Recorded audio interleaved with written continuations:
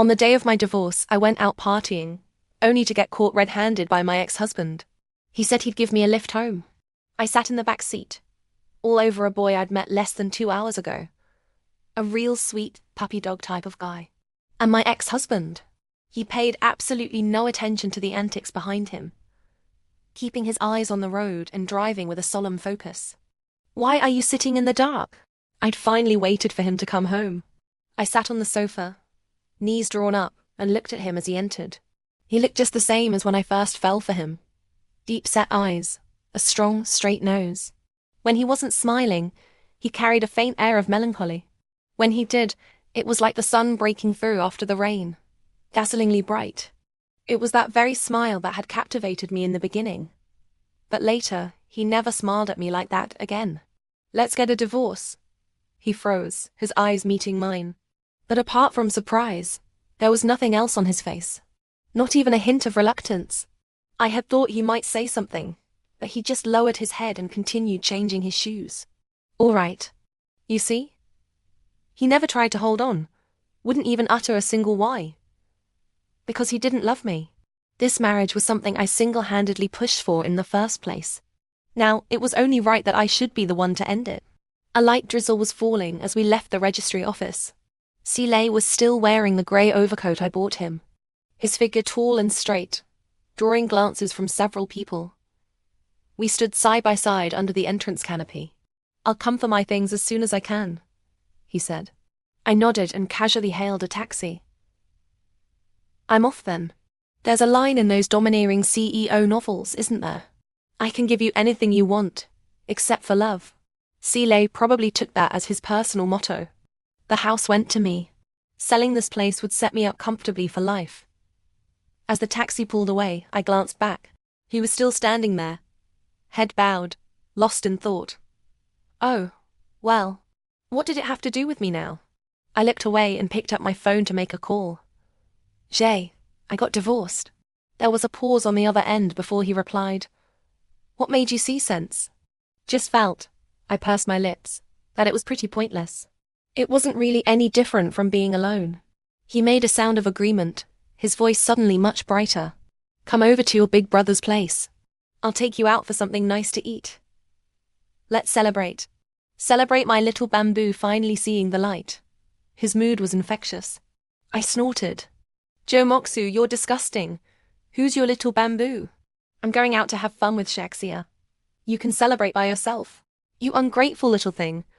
Is that any way to talk? Your brother is celebrating you escaping a miserable situation. Once he started nagging, he could go on forever." I hung up. Joe Moxu had never approved of me being with Seeley. But truth be told, he was the one who brought us together. If it weren't for him, I would never have fallen for Seeley, let alone married him. Seeley was Joe Moxu's patient. He was in a bad way back then, needing Joe Moxu's help just to get to sleep. I met him in Joe Moxu's office. He was lying on the sofa, asleep, his face serene. The setting sun cast a golden glow on his brow. He was unbearably handsome. I've always had a weakness for beautiful things. Completely captivated by his looks, I crouched beside the sofa and just stared at him. He frowned, seeming to stir awake. I glanced around quickly, but there was nowhere to hide. When I looked back, I met his deep, penetrating gaze. After waking, a shadow of gloom settled between his brows. Combined with the dark circles under his eyes, it gave him a sort of sickly beauty. It's no exaggeration to say that when he looked at me, every fiber of my being stirred. He sat up, straightening his clothes with slow, deliberate movements. Finally, he lifted his head to look at me, his eyes questioning who I was. "I'm Joe Moxu, Dr. Joe's sister. He asked me to keep an eye on you. You did a fine job. Don't bother next time." He was completely serious, not joking at all. I nodded dumbly and watched him leave. After leaving the registry office, I met Shaksia to go clubbing. That wild girl is completely mad. Once she found out I was single, she somehow rustled up 1, 2, 3, 6 good-looking blokes. "So, is any of them your type? Your girl's got your back, right?" I wasn't sure if she had my back, but if Joe Moxu found out, he'd probably break both our legs. Still, I happily picked one, A real puppy dog type, who looked utterly sweet and well behaved. He even knew how to call me big sister, so much better than that block of wood Seeley. My alcohol tolerance has always been rubbish. I was staggering by the time I reached the door. The puppy dog tried to show off his chivalrous side by offering to carry me to the loo, but I politely declined. God, I must be getting old. I just don't get what the young kids are trying to do these days. In the end, he just helped me walk there. I was horribly sick. I held out a hand to him afterwards. He took it and pulled me up. I must have been utterly plastered because for a second, the puppy dog's face morphed into Seeley's. There's no way he would ever come to a place like this. I shook my head hard. He was frowning, exuding authority even without visible anger. I reached out and tried to smooth his brow. Don't frown. If you frown, you'll look too much like him. He caught my mischievous hand. Just then, I spotted my actual puppy dog standing by the sinks, his expression giving me the bizarre feeling of being caught in the act. The shock of it jolted me completely sober. Where is Shahan? Shahan being Shaxia's proper name. She's always been terrified of him, which is why she basically never visited after we got married. I shook my head. Did you come alone? Him too. I pointed towards the puppy dog. Seeley nodded. I need to pick up a few things anyway. I'll give you a lift back. He never interfered in my business. Never. I used to think it was because he doted on me, or trusted me, that he let me run wild all over the place. It was only later I realized. He simply didn't love me. So what I did was never any of his concern. The puppy dog came over, his voice clear and smooth. Big sister, who is this? My ex-husband. I leaned against the younger man's shoulder. Seeley glanced at us, his expression neutral. Since President C is going our way, why don't you give us a lift then? I gave my most dazzling, coquettish smile. Maybe it was the alcohol, but my courage was surging. I wanted to see if that perpetually unruffled expression on Seeley's face would finally change. Would it turn black, white, red, yellow? Or purple, green, blue, grey? I hooked my arm around the puppy dog's neck. He understood the assignment perfectly. I barely twitched a finger, and he was kissing me. How pathetic.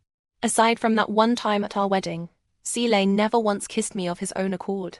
The man was truly a block of wood. If I didn't make the first move, he could treat me as if I were completely invisible. I stole a glance at Seeley's face. He was focused on driving, seemingly oblivious to the commotion in the back seat. Focus on me, big sister. The puppy dog's voice was unbearably husky. I stopped looking at Seeley and lost myself in the kiss. The car pulled up at the villa's entrance. The puppy dog helped me out, his arm around me. Seeley also got out. His gaze swept over us, his expression neutral, unreadable. I used my key to open the door, and the vast house instantly lit up. Where's Auntie Wang and the others? I gave them time off. I'm planning a trip to Germany in a few days, and since no one will be living here anyway, it might as well stay empty. The Germany story was a spur-of-the-moment lie. I'd given the staff time off simply because I wanted to be alone. Seeley nodded. I'll just go to the study to get a few things. The puppy dog seemed uneasy. Big sister, Make yourself at home. I'll go and see. I finally couldn't resist and followed Seeley upstairs. When I entered the study, he didn't even look up. It was just like last week. Last week was our wedding anniversary. He'd promised to spend the evening with me, but he left me waiting alone from afternoon until past midnight. When he finally came back, he didn't even come to see me first. He went straight to the study, looking for some files, continuing with his work. What is this house to you? Just another branch of your company? I'd asked him hysterically.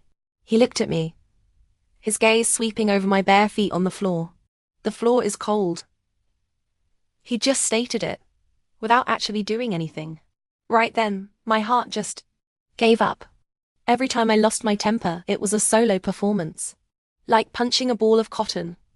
Utterly pointless and deeply unsatisfying. This marriage was blander than plain water. Utterly bland. So we got divorced. But I was still so resentful. 3 years of my youth, all that effort I'd poured in. How did it only amount to this?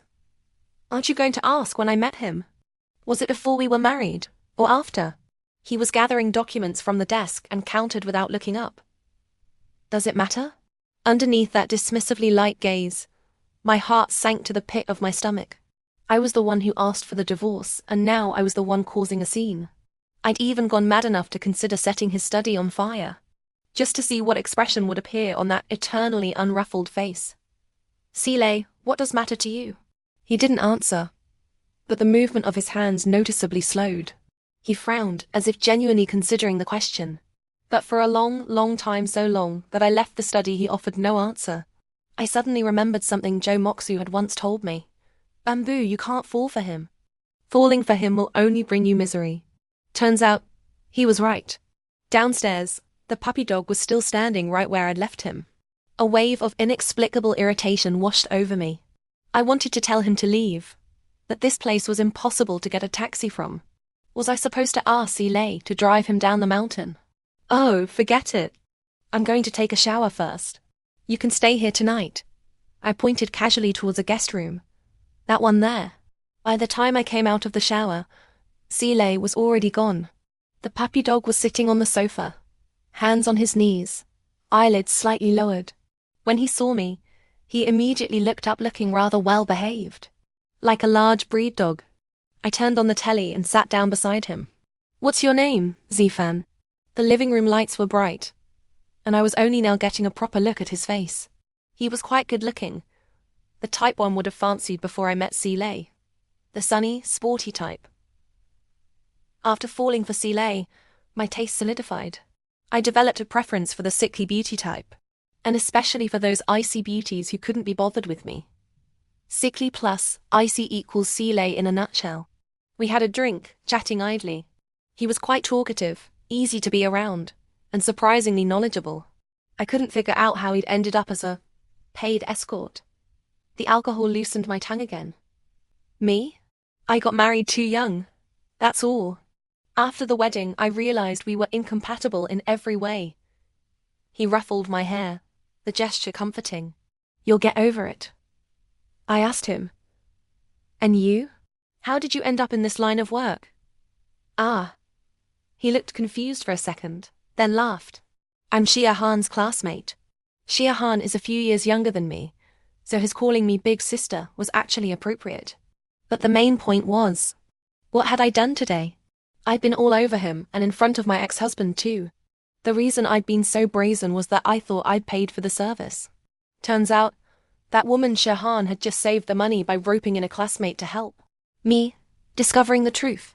My expression must have been a picture, because he spoke up to reassure me. I won't tell anyone about what happened today. Not even Shia Han. Well, thank you for that. In the midst of this awkward atmosphere, I feigned sleepiness and made my escape. In my hurry, I tripped on the rug. He caught me swiftly, his hand steadying my waist. His face moved closer to mine. I pushed him away, quickly found my footing, and fled in retreat. I woke up early.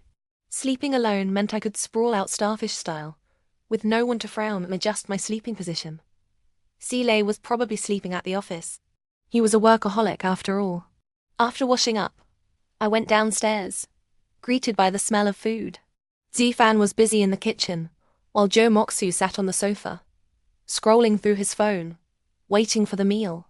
Your new housekeeper? I shook my head. New flame then? I continued shaking my head. Joe Moxu grew impatient. Joe Moju, really?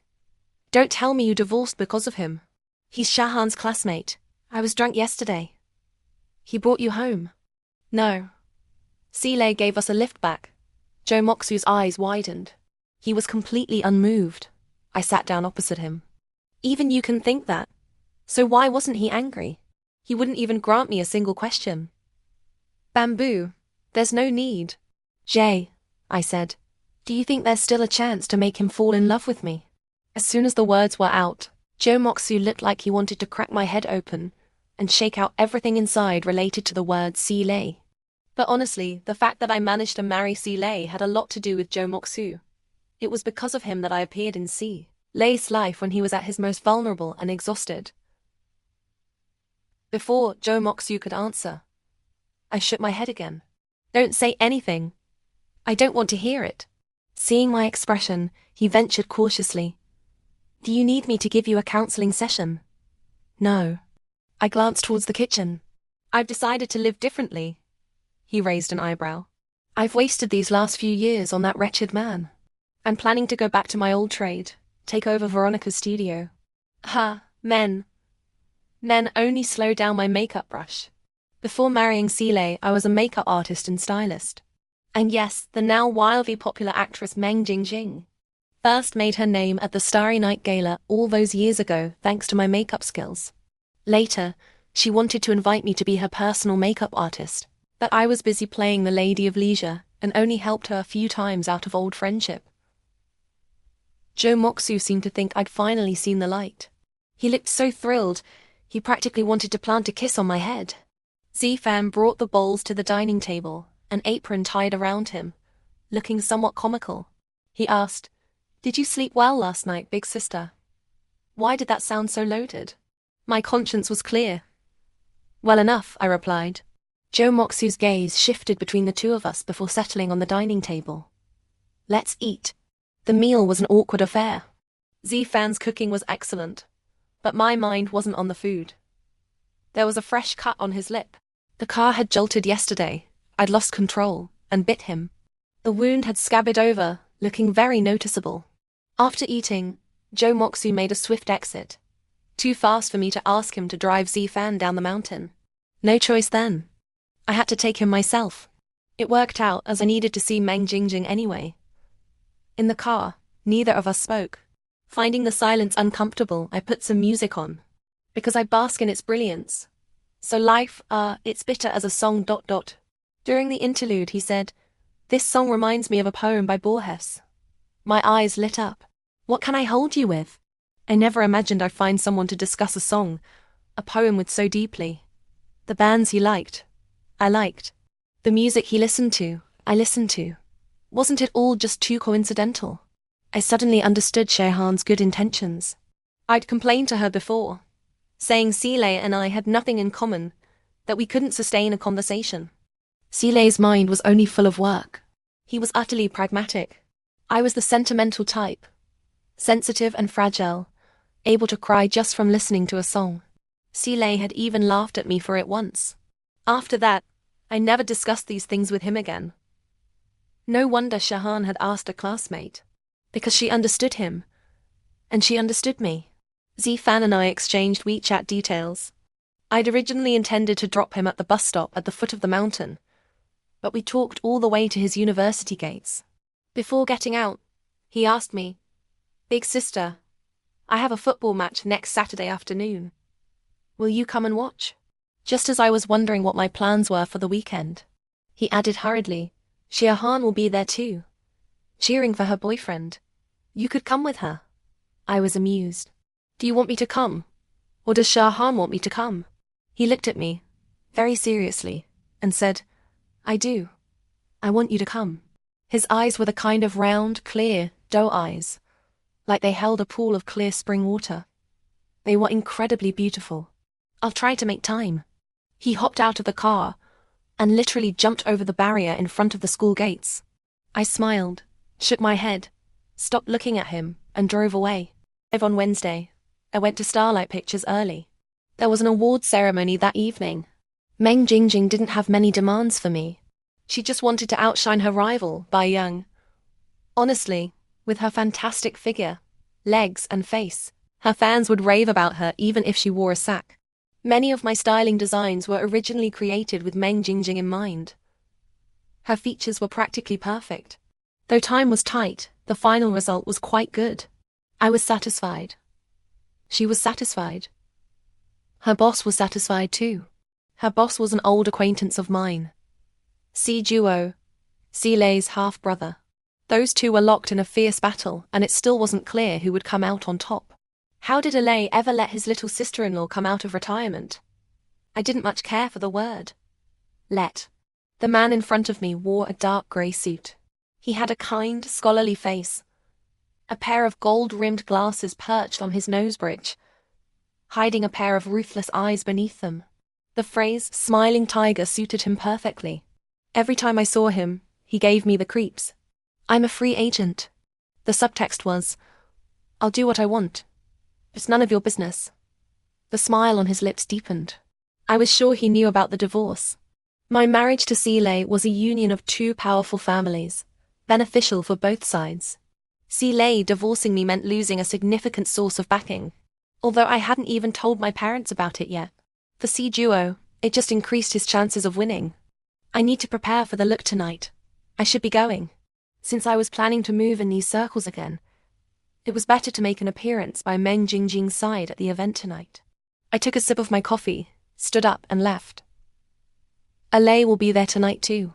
C Duo's seemingly kind reminder was really just him stirring the pot, enjoying the potential drama. I picked up my bag and left the cafe with an air of nonchalance. C Duo hadn't lied. Seeley was a special guest, specifically invited by the organizers to present an award. We ran into each other backstage. He didn't give me a single extra glance. I pretended not to know him too. Plenty of actresses, however, were clustering around him.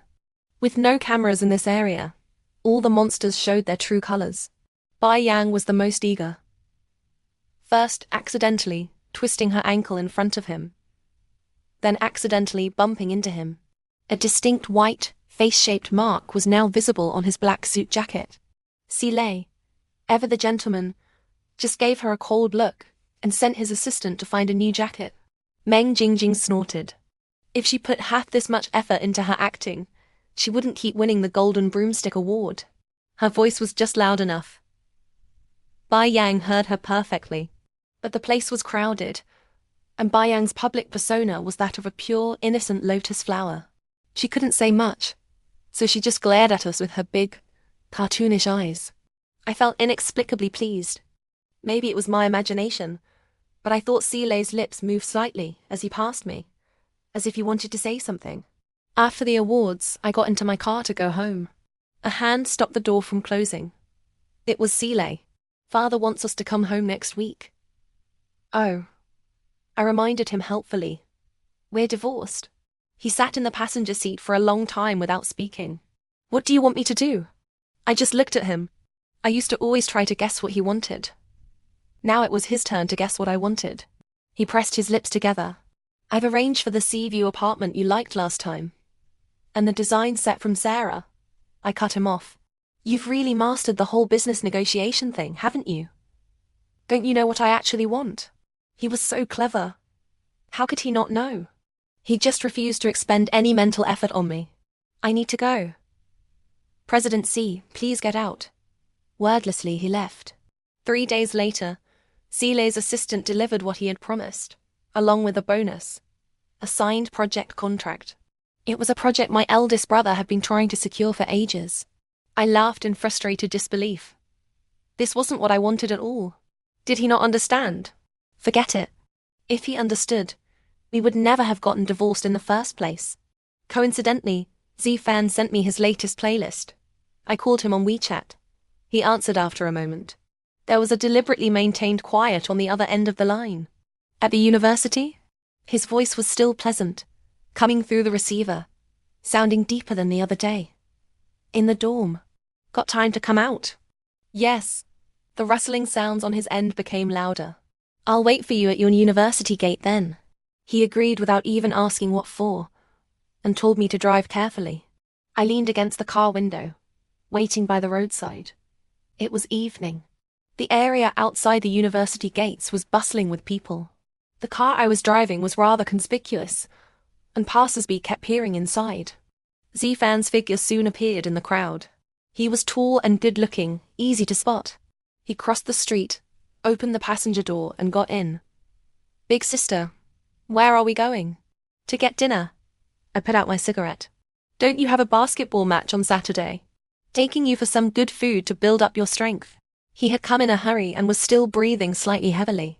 The collar of his teal-blue hoodie hid half of his Adam's apple, hinting without fully revealing it. His whole neck had a faint, attractive pink flush. He didn't seem to notice my observation. He pulled a bottle of water from his bag, took several large gulps.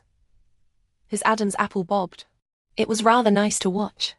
After drinking, he suddenly leaned close to me, his hand cupping the back of my head. Big sister seems rather thirsty. His eyelashes were like small fans, lowered, blinking slowly. His lips were wet and glossy. His whole being radiated one message. I can quench your thirst. Come and kiss me. I admit, my heart was beating fast. Are all young guys this smooth nowadays? Keeping my eyes firmly on the road ahead, I started the car. This dish, I know how to make it too. At the dinner table, Zifan suddenly came out with this seemingly random comment. I raised an eyebrow. He added, You've eaten more of this dish than any other, big sister. It wasn't that I particularly liked it. It was just the closest to me. So I'd picked from it more often. But I hadn't expected him to notice such a small detail. The feeling was so different from being with Sile. What other dishes do you like, big sister? I can cook a lot of things. I'm not very particular about food. I thought about it but couldn't immediately come up with anything. So I shook my head. It's all right. Next time I'll cook a few more things and you can rank them. Pick your favorite. Was he thinking a bit too far ahead? Or was he just overly optimistic about our situation? I didn't respond. After it got dark, I took Zifan to the World Park. It was a weekday, so it wasn't crowded. The other rides were closed. Only the Ferris wheel was still operating. We got on. The night view of City Sea was particularly beautiful. This was the sort of thing I had wanted from Sile. The day before our anniversary, I'd mentioned wanting him to ride the Ferris wheel with me. He didn't give me that, so I would give it to myself. Having had my fill of the night view, I looked away and found Zifan staring motionlessly at me.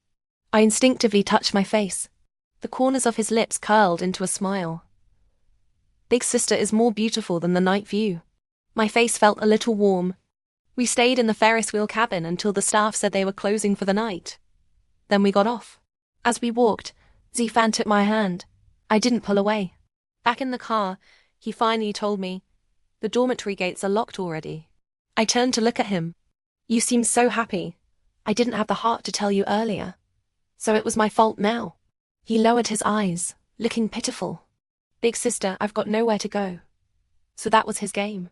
His little schemes struck me as rather endearing. Come to my place then. His happiness at achieving his goal was written plainly all over his face. My eyes swept over the rearview mirror. A familiar-looking car seemed to be parked by the roadside. I shook my head. The city was huge, and that car model wasn't exactly rare. I drove off. On the way, Zifan pointed towards the park. The Ferris wheel lights are still on. I glanced over. The staff must be slow shutting it down.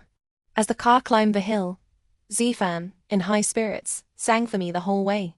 His singing voice was lovely, just like him. As soon as we entered the house, I kicked off my high heels and went into the bedroom to shower.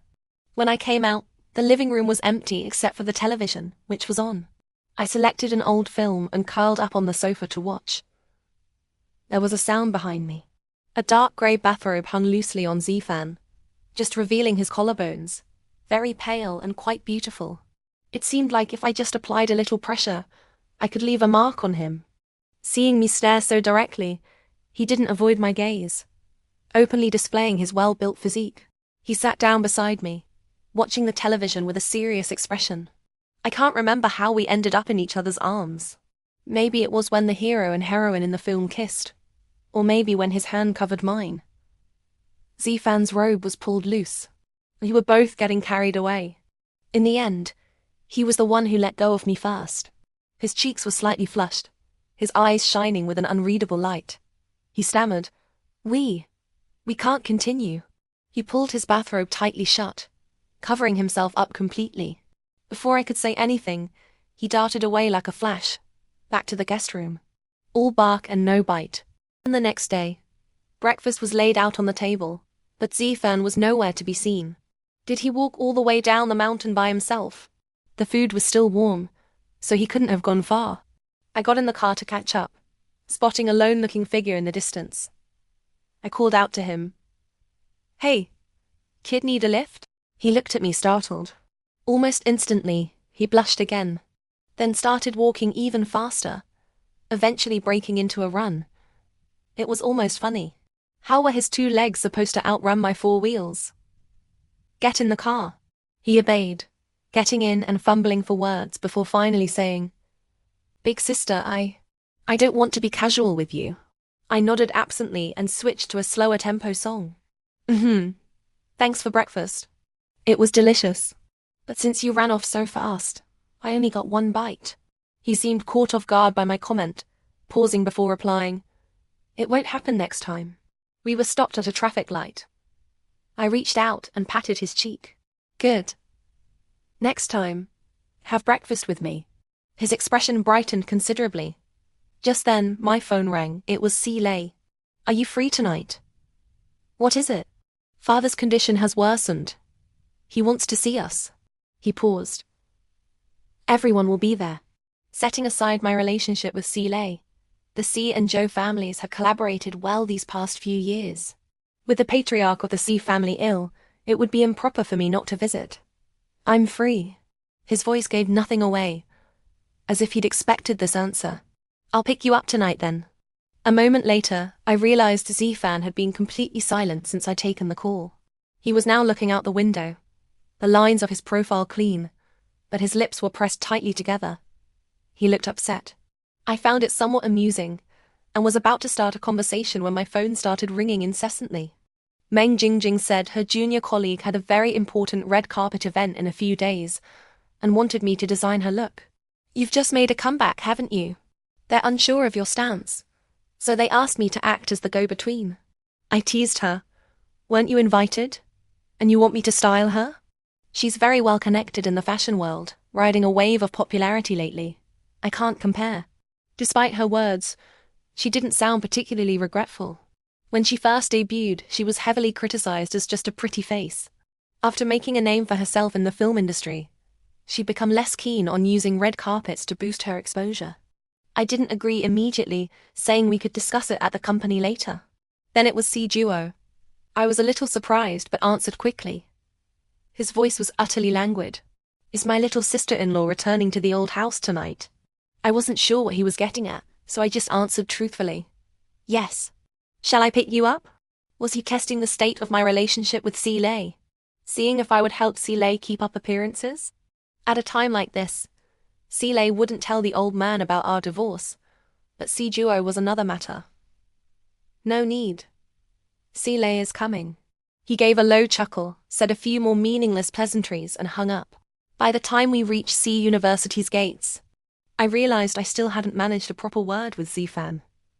I said, well, see you on Saturday then. He looked at me, quickly leaned in to plant a kiss on my cheek, and before I could even react, sprinted off into the campus. Lei picked me up that evening. It had only been a few days, but he seemed a little more worn out. In the past, I'd be the one chattering away, trying to make conversation. He would usually just listen, often expressionless, rarely responding. This time, neither of us spoke the entire journey. Not being the one chasing after him was actually quite liberating. We soon arrived at the C family ancestral home. The house was brightly lit. The old Master C had fought tooth and nail with his own brothers in his early years, which took a heavy toll.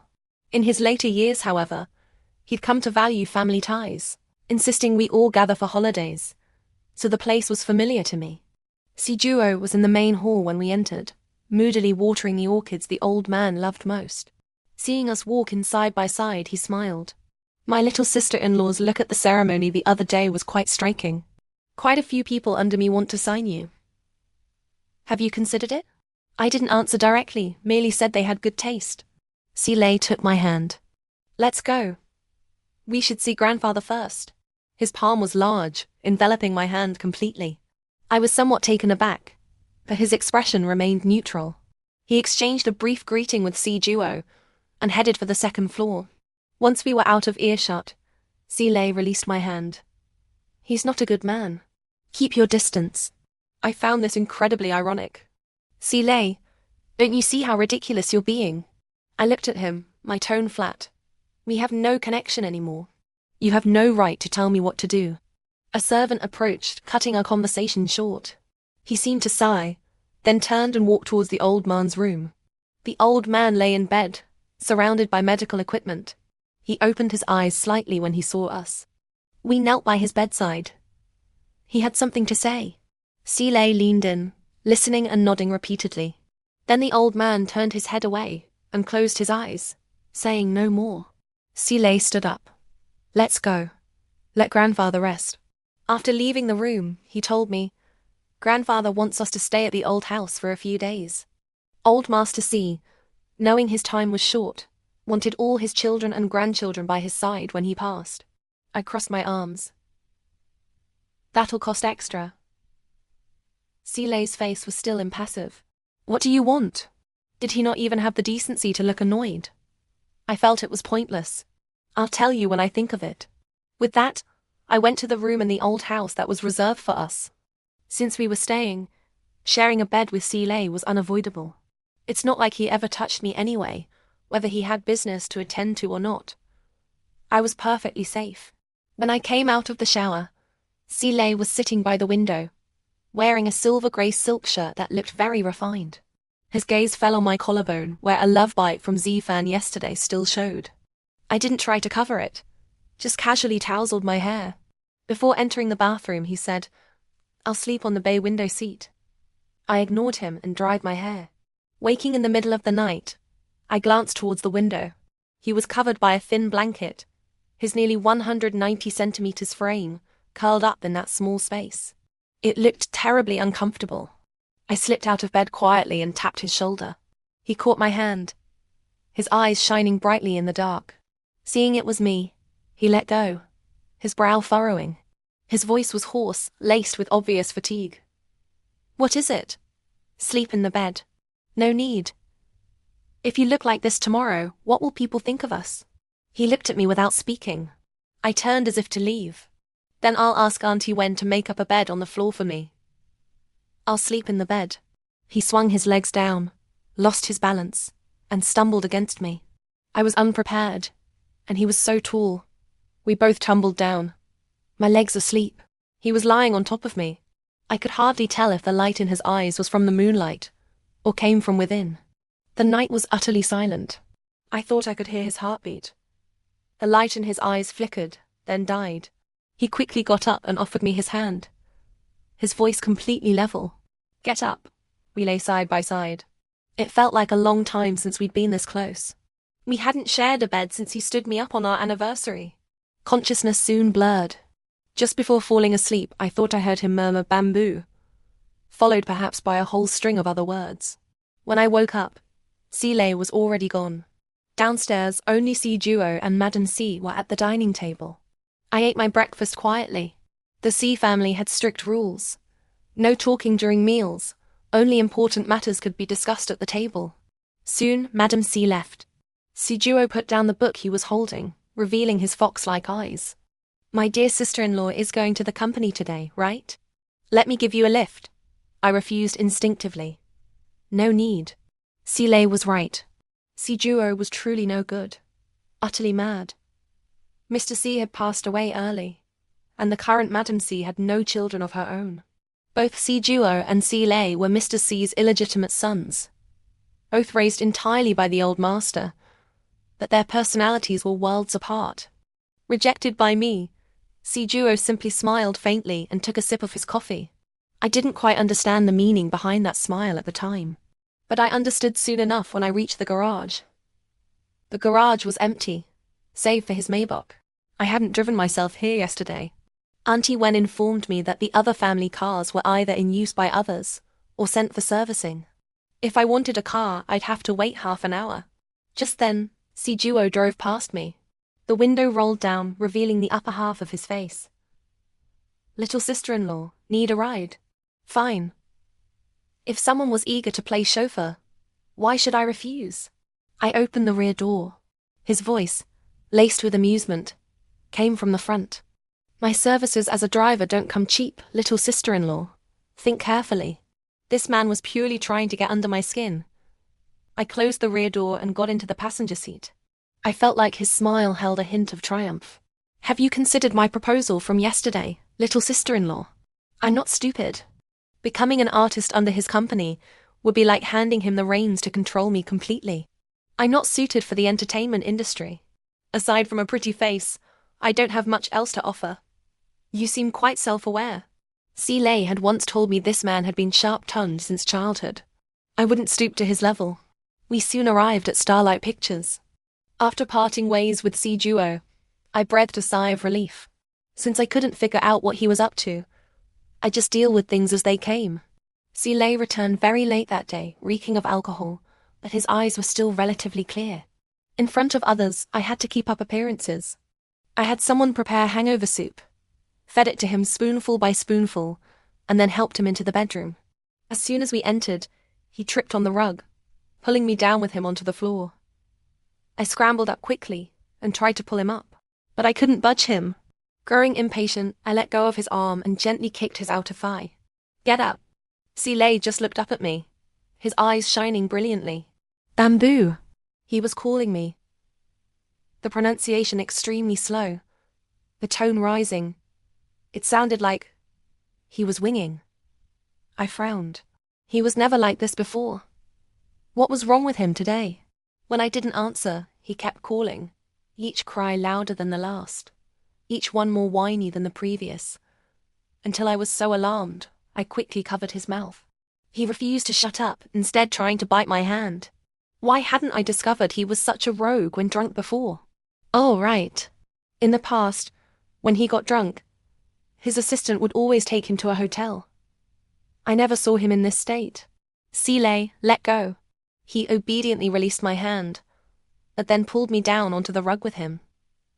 Propping his head up, he just looked at me. "What do you want?" He didn't speak, just looked at me, then reached out, slowly tracing the contours of my eyebrows and eyes with his finger. Time seemed to stand still. The noise outside had nothing to do with us. He never used to look at me with that kind of gaze before. He was always composed, always calm as still water. I wanted to say something, but he slowly closed his eyes and fell asleep. I pressed a hand to my chest, trying to push back the unusual rhythm beating there. "What are you two doing lying on the floor?" The door wasn't shut properly. Duo now stood looking down at us. "Help me get him onto the bed." Duo crouched down, patted Lay's cheek and said, "Is he really asleep?" Normally, Lay would have glared daggers at him upon opening his eyes. But now he seemed genuinely out cold, not reacting at all. Duo looked at me and smiled, his thin lips uttering two words. "Beg me." Really? There must be something wrong with his head. My mind was in utter turmoil, and he had to add fuel to the fire. "If you won't help, then get out." Just a joke. With that, he picked Lay up in one motion and dumped him onto the bed. Lay frowned, groaned a few times, but didn't wake up. Good thing the bed was soft enough. Duo mocked him. "Sleeps like the dead." I thanked him and shooed him out. After that day, Lay moved into the old master's room. He called it fulfilling his filial duties, but to me, it seemed like he was just avoiding me. I couldn't be bothered to speculate about his motives. My own life was a mess enough. Meng Jingjing's junior, Lu Fei, was universally mocked online for her red carpet look. Her fans were something else. They redirected the fire towards me, saying I was an unqualified makeup artist. Not only that, they also dug up my look from the awards ceremony that day. "She looks good herself, but she made our fire so ugly. If you're not skilled enough, don't take the jobs. If you don't have the diamond cutter, don't handle the porcelain work. Where does she look good? Her face is so stiff, definitely plastic." I never expected to face online bullying so soon after my comeback. There were even deranged fans blocking my studio entrance, splashing paint on the outside. Meng Jingjing completely fell out with Lu Fei over this. The red carpet disaster wasn't my fault. Lu Fei had changed the styling last minute, causing her makeup and outfit to clash horribly. Who knows where she found that amateur team? A design I thought was quite decent was completely ruined by her. My mindset was fine. I treated it as 5 minutes of work, 2 hours of break. Besides, with my eldest brother blocking the way, they couldn't uncover my identity. Even if it made the hot searches, they'd be taken down quickly. I received a call from Zifan while I was getting a spa. It was noisy on his end. "Big sister, are you okay?" "I'm fine." He paused before saying, "I want to come find you." "No classes?" "It's Friday." "No classes." "All right then, come over." I hung up and sent him the address. Zifan arrived just as my session ended. Without a word, He grabbed my hand and rushed outside. A motorcycle was parked by the roadside. It was a beautiful machine, looked expensive.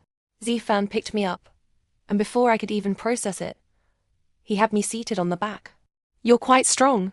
You're very light, big sister." As he spoke, he put a pink helmet on my head, carefully smoothing my fringe. We were very close, our breaths mingling. The roots of his ears turned red again.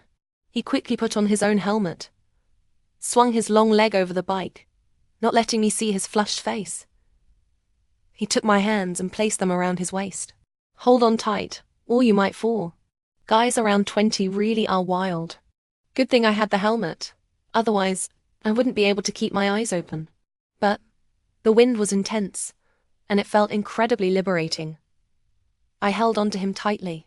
He took me to the riverbank. The river view in City Sea was truly beautiful. The banks brightly lit, a few boats on the water. "Big sister, never let others define you." He looked at me, his profile sharp, the wind whipping through his hair. "You're amazing." I raised an eyebrow. This kid probably thought I was really upset. But I wasn't, actually. Seeing I didn't respond, he cupped my face and said slowly, "Want to get some barbecue?" I thought he was going to kiss me. I was even preparing to close my eyes, but I really didn't understand. But better to accept the kid's goodwill. So I nodded. He led me to a nearby barbecue joint. The place was quite atmospheric, set by the river, themed like an abandoned ship, very nostalgic. He greeted the owner, who saw me and teased, "Zhao, Z finally brought his girlfriend." Zifan sneakily glanced at me. Seeing I was seriously looking at the ingredients, he gave an almost imperceptible nod. He thought I didn't know and smiled quite smugly. I didn't expose him. When he went to get drinks, his phone on the table rang. I glanced at it. It showed Professor Yang. Zifan came back, saw the caller ID, and his face immediately changed. He excused himself and went outside to take the call. After hanging up, he noticed me standing behind him. I crossed my arms. "Lab session tonight? Skipping class?" he stammered.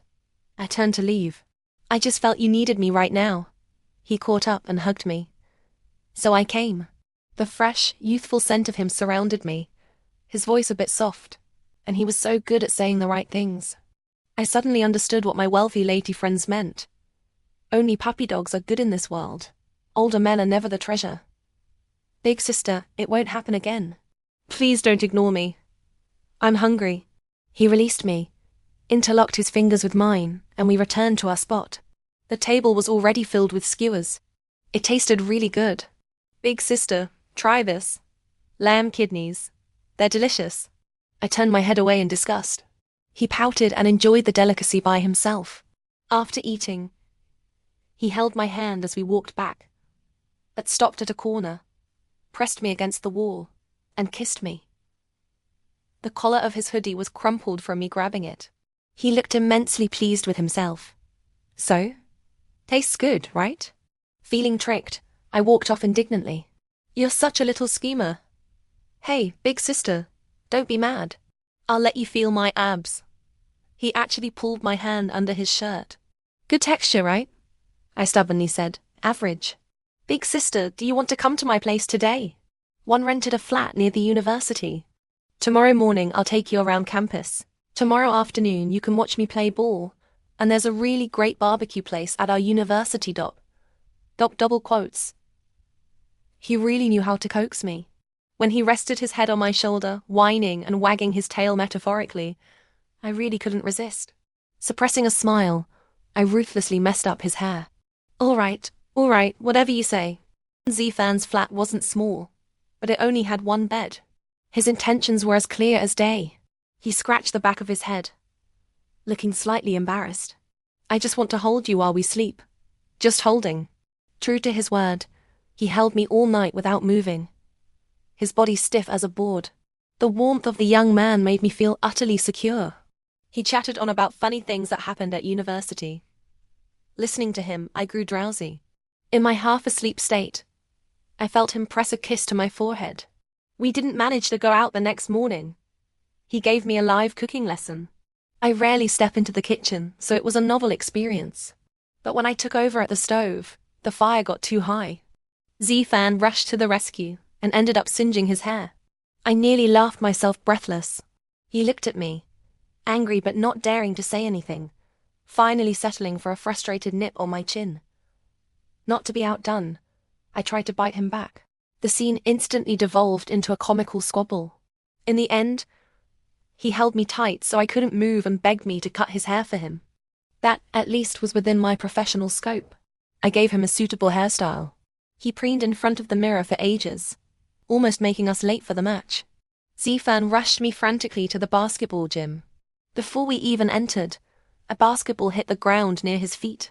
A tall guy stood at the gym entrance and called out, "So this is why you skipped training this morning? Went to be with your girlfriend?" Z-Fan glanced at me but didn't reply. The tall guy added, "Aren't you going to introduce us?" Z-Fan threw the basketball back at him. "Piss off. The match is about to start. Go get ready." The gym was packed. Shaxia, sharp-eyed, spotted us immediately and waved. "Bamboo over here." I sat down next to her. The seats had an excellent view. She linked her arm with mine and said sneakily, "So? Our puppy dog isn't bad, right?" I smiled without answering, so she pestered me, causing Z-Fan to glance over from the court. The crowd cheered. Shaxia poked me. "Wow, Bamboo. Your Z-Fan just scored a three-pointer. So cool." I rolled my eyes. "Are you here to watch your boyfriend or mine?" "Oh ho. So he's your boyfriend already?" I hadn't even realized how I'd referred to Z-Fan until she said it. My face flushed, and I ignored her for a while. At halftime, Z-Fan's team was leading by 3 points. He ran over to us for water, tilting his head back, his Adam's apple bobbing. Sweat dripped from his sharply defined jawline, down his neck, and disappeared somewhere out of sight. I couldn't help but sigh inwardly. Youth is wonderful. Noticing me watching him, Z-Fan crouched in front of me, his brow lifted triumphantly. "Big sister, I'm not bad, right?" His eyes were sparkling, eagerly seeking praise. I nodded with deliberate nonchalance and wiped his forehead with a tissue. He quickly pecked my lips and ran back down, nearly tripping on the way. By now, quite a few people had noticed me. The murmuring grew louder. "Hey, that woman looks a lot like that rubbish makeup artist." "Ooh, don't get me started on that artist. I'm so mad. How could she make someone with fire as god tier looks look like that? It's insane. She definitely has no real skill. Either she's got connections or she sleeps her way." I frowned. Shaxia was the first to lose her temper. "What are you lot on about? You don't know anything. Even Meng Jingjing treats her with respect. She won the Star Makeup Award when you were still in your mother's wombs. Shooting your mouths off like that. Aren't you afraid your tongues will rot?" I was amused by Shaxia's outburst. How old did she think I was? I was only in my early 20s when I won that award. The girls who'd been criticized weren't about to back down. "What's your problem? We weren't talking to you." Shaxia stood up, hands on her hips, glaring, ready to unleash. I pulled her back and said calmly, "Sorry to disappoint, but I really am that rubbish makeup artist you're talking about." The girls froze. One with wavy hair blushed but still stuck her neck out defiantly. "We weren't wrong. It's true. With your skills, you're totally unqualified to do Fire's makeup." Shaxia lost her temper and made a grab for her. I couldn't hold her back. Chaos ensued. Everyone who had been watching the match probably had their attention on us now. I got dragged into the fight too. Someone yanked a handful of my hair. A basketball flew over and hit that person on the head. She yelped and let go. Z-Fan bounded up the bleachers in a few strides. He initially tried to carry me away, but the girls were too fierce, pulling hair and grabbing clothes. Unable to extract me, he shielded me with his body instead. I hadn't realized this was the family and friends section. Shaxia's boyfriend was even bolder. He threw a punch at a girl who tried to scratch Shaxia's face. Then the other side's boyfriend threw a punch too. More and more people joined the brawl. It was the first time I'd ever found myself in such an utterly undignified situation. In the end, everyone was taken to the police station. Left with no choice, I had to call my eldest brother. While I was tending to Z-Fan's wounds, my brother arrived. But I hadn't expected Seeley to come as well. I caught sight of him out of the corner of my eye. My hand jerked, and Zifan gasped, looking at me with a pained, aggrieved expression. It hurts. His teammates snickered. I couldn't bring myself to laugh. The two newcomers were dressed in immaculate suits. Combined, their presence was overwhelmingly imposing. Joe Moju, what were you doing getting into a brawl at a university? You really are regressing. My brother Joe Moran was different from the sharp-tongued but soft-hearted Joe Moksu. He was harsh in both speech and heart. Is it not enough that I suppress your hashtags? Now I have to run errands for you at the police station. You've really outdone yourself. I rolled up my sleeve to show him. I'd been kicked earlier, and a bruise was already forming on my forearm. He frowned. Who did that? Harsh as he was also fiercely protective. I hadn't noticed who it was, so I shook my head. Brilliant. You don't even know who hit you. He handed his jacket to his assistant, and slowly began rolling up his own sleeves. My brother was a bit unhinged too, on par with Sijuo. I felt obliged to remind him. We're at a police station. Sile stopped him. Let the lawyers handle it. My brother narrowed his eyes, spotting Xiaxia. Whenever you two girls get together, trouble follows. Xiaxia wasn't just afraid of Sile. She was also terrified of my brother. She gave him an ingratiating smile, and then hid behind her boyfriend, not daring to show her face. My brother's expression darkened. From start to finish, Sile and I acted like strangers, exchanging no words. The matter concluded with the girls apologizing to me, and paying compensation. The compensation wasn't much, but the sight of them bowing and begging for my forgiveness did give me a certain satisfaction. We left the police station. Big sister, are you coming home with me? As soon as he said it, my brother stopped in his tracks, turned around, and looked at me with a thunderous expression. But due to the crowd, he didn't press about my relationship with Zifan.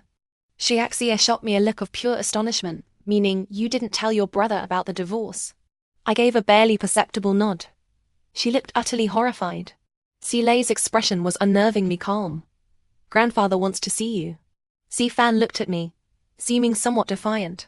Stuck between the two of them, I was momentarily at a loss for words. Xiaxia, terrified my brother would discover her role in this, immediately dragged her boyfriend away, leaving me alone in the proverbial lion's den. Zifan also told his teammates to leave first. Only the four of us remained. Sile spoke up. We're divorced. Without a word, my brother landed a solid punch on him. Sile didn't dodge, taking the hit squarely. My brother went for another swing. I couldn't hold him back, so I just yelled, Jay, we're right outside the police station. Hearing that, he dragged Sile into a nearby alley. I said to Zifan, you go back first. I'll call you later. He seemed to want to say more. I stood on my tiptoes, ruffled his hair, and coaxed. Be good. I wasn't too worried about Sile. My brother knew how to hold back. Zifan was easy to coax. He kissed my forehead, hailed a taxi, and left. Only then did I head towards the alley. Sile had taken a few punches. His right cheek was slightly swollen. My brother had him by the collar. I entrusted my sister to you. What did you do? You divorced her. She liked you so much, and you divorced her. Jay, stop hitting him. I was the one who asked for the divorce. My brother froze, his hand dropping. Sile straightened his clothes and said calmly, I'm the one who failed her. I hated this about him the most. Even after being beaten for no good reason, he acted like nothing had happened.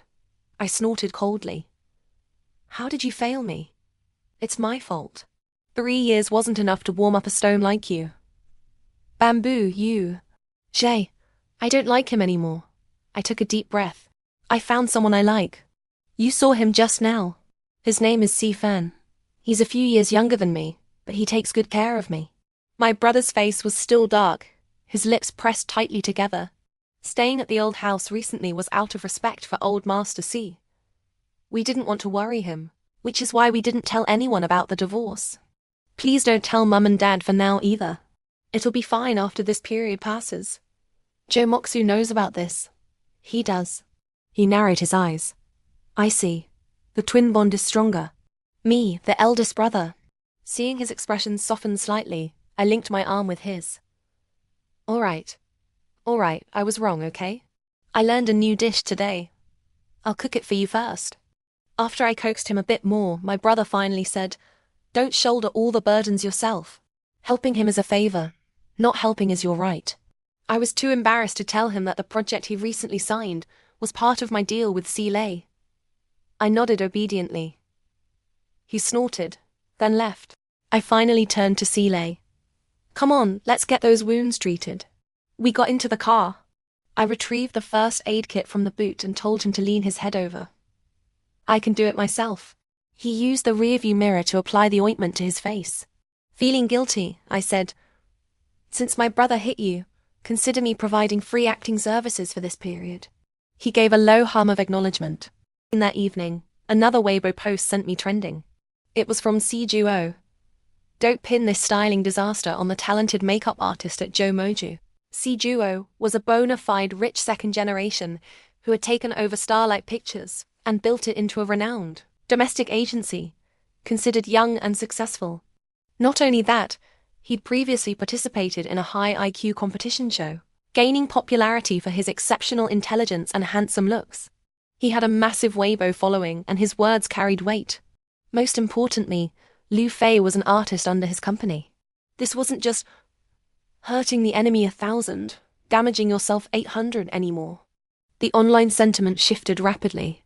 Many neutral netizens came for the gossip, and Liu Fei's anti-fans came out in droves. Crucially, some anonymous sources claiming to be Liu Fei's former staff started spilling tea. Liu Fei has zero artistic sense but loves changing the makeup and styling herself. Any stylist assigned to her is cursed. Reading this, I was amused. I immediately called Sejuo to thank him, but he didn't answer. Well, we were under the same roof anyway. A face-to-face thank you would be more sincere. So, I took some late-night snacks and went to his room. I knocked. No answer, but the door swung open on its own. It hadn't been properly closed, but the lights were on inside. I was about to leave when the bathroom door opened. Sejuo walked out, a towel barely secured around his waist. He was drying his hair, saw me at the door, and raised an eyebrow, steam billowing behind him. Perhaps because he'd just showered, his features seemed softer, less irritating. He looked quite good without his glasses too. But the best part was his visibly well-defined ABs. "Had your fill?" Only then did I belatedly realize what I'd been doing. I immediately tightened my grip on the door handle, intending to close it. But Sejuo was faster. He pulled me inside and shut the bedroom door behind me. "Think you can just look and run?" He trapped me against the door, his body still radiating heat. I tried to push him away but was afraid of touching inappropriate places. In the end, I just poked his shoulder with my fingertip. "Eldest brother, please have some self-respect." He laughed, his fox-like eyes curving. "Now you call me eldest brother? You've never called me that in private before." "Hey, don't miss the point. I'm telling you to have self-respect. And you're hung up on the form of address?" I frowned and pushed him again. Good grief. He didn't budge an inch. "You and Alay are divorced, aren't you? None of your business?" He leaned close to my ear, the scent of his shower gel overpowering. "Want to consider me instead?" I take back what I said during the day. My brother isn't as unhinged as Sejuo. My brother at least cares about saving face. This guy, Sejuo, has no shame whatsoever. Divorcing the younger brother, and then getting with the older brother? What kind of big family is this? It's the kind of situation where my parents, my eldest brother, even Joe Moxu would probably all take turns beating me. He probably just wanted to discuss Seeley. "If you don't let me go, I'll scream. The old master is next door. If this gets ugly, no one wins." He shrugged. "Whatever. You're not married, I'm not taken. There's nothing strange about anything we do." Sejuo really is unhinged. His words were a threat. If I dared scream, he could tell everyone that Seeley and I were divorced. Furious, I raised my knee sharply. Caught off guard, even someone as controlled as him couldn't hide his discomfort. I seized the chance and ran, even forgetting that I'd originally come to thank him. Low laughter followed me out. Let me say it again. Sejuo is unhinged. Later, Liu Fei issued a statement clarifying that her fans had mistaken the identity of the stylist, and that it wasn't me. This was the result of negotiations between both sides. She also apologized to me and offered some material compensation. I accepted it all. But the online public opinion quickly shifted direction, focusing on the relationship between me and Sijuo. To prevent the situation from escalating, I posted a Weibo, essentially saying there was nothing of that sort between us, and we were at most friends. But my explanation was soon drowned out by numerous vivid posts from people who wrote as if they'd been hiding under mine and Sijuo's bed. Sijuo remained silent the entire time. He was doing it on purpose. I took him out of my blacklist. Eldest brother, could you please post a Weibo to clarify? It took 3 hours before he replied. What's it to me? I felt like dumping the proverbial bucket of shit on his head. What could have been resolved simply by having Liu Fei issue a statement? He had to go and complicate. I really didn't know why Sijuo had so much free time. Lei was out early and back late every day. His mind only on work, waiting for the old man's will to make his big move. And Sijuo? Never doing anything productive, just focused on messing with people. I couldn't be bothered with him and turned to my eldest brother for help. My eldest brother told me to get lost. Handle your own business. Don't rely on others to do it for you. It's a concept even kindergarten children understand. Don't you get it? Pretty girl tears. He was probably sulking because he felt he'd been ed too easily after returning home. Or maybe he was still angry that I'd divorced Sule without a word, as if it were a game. Whatever. Let the hype die down on its own. After finishing my work, I went to C University to find Zifan. It was his birthday today. He hadn't told me, probably thinking I was busy, but Xiaxi had let me know. She was on a weekend trip with her boyfriend, but still remembered to act as my love coach. I was touched. Following the address she sent, I arrived at the KTV, carrying a cake I made myself. Pushing the door open, I spotted Zifan immediately in the middle of the private room. What was he doing? He was kissing a girl. I couldn't see the girl's face clearly, but anyone who could wear a miniskirt in the dead of winter was probably a tough one. The crowd was still cheering them on. I backed out and closed the door. The noise and excitement continued behind the door. I took a deep breath, thought about it, and still left the cake behind. I don't really like sweet things. I made this cake only because Zifan had cooked for me a few times, so I wanted to make something for him with my own hands. The older one doesn't love me. The younger one isn't reliable. Forget it. I returned to the old house and went to see old Master C. The old man's condition had been relatively stable these past few days. This act was lasting longer than I expected. Zifan called me a few times. I glanced at the screen, felt irritated, and simply turned my phone off. I went to the glass room on the top floor to look at the stars. I just hadn't expected Sijuo to be there. He must have just showered. His hair was slightly damp as he lounged lazily on the chaise longue. Hearing the noise, he turned his head. Well, if it isn't my little sister-in-law. He wasn't wearing his glasses now, and I could clearly see the amusement in his eyes. You found me even when I hide up here. Come to beg me to post a clarification. You think too highly of yourself. I turned to leave, but he caught the hem of my clothes. Little Bamboo, do you really not remember me, or are you pretending not to? I didn't catch it clearly and looked back at him. What? Nothing. He released my clothes, shrugged, put his glasses back on and said, Want a drink? A nightcap helps you sleep. There had been plenty of aggravating things today. For once, I accepted his invitation, sat down, and had a drink. You've been quite trending lately. A film crew asked me to recommend a styling team. Want to give it a try? I looked at him suspiciously. Aren't you the boss? Since when do you help crews find people? He took a sip of his wine. A friend's film. I invested a bit. He chatted with me a little about the specifics, the general plot, filming locations, and the cast. I'd worked on film crews right after graduation. It was tiring, but very challenging. You'll travel to quite a few places. Consider it a working holiday on the company's dime. His fingers tapped idly on the arm of the chaise longue as he continued. There's still some time before filming starts. You can think about it slowly. I finished the last sip in my glass. I didn't refuse him, nor did I agree immediately. Zifan came to find me on a rainy day. I hadn't been back to the villa in a long time, so he came to my studio. I don't know how he got there, But when I saw him at the reception, he looked like he'd just been fished out of water. Soaked through. His wet fringe was plastered to his forehead, making his eyebrows and eyes seem even more striking. Sally at the front desk sneaked several glances at him. I frowned, feeling irritated. "What are you doing here?" He looked somewhat at a loss, staring at me pleadingly, like a puppy that had been abandoned. "Big sister, I ate the birthday cake you gave me." "Oh." He let out a huge sneeze. His lips looked a bit pale. I pressed my lips together, my heart softening in the end. "Come to my office." He followed me at a distance, not too close, not too far.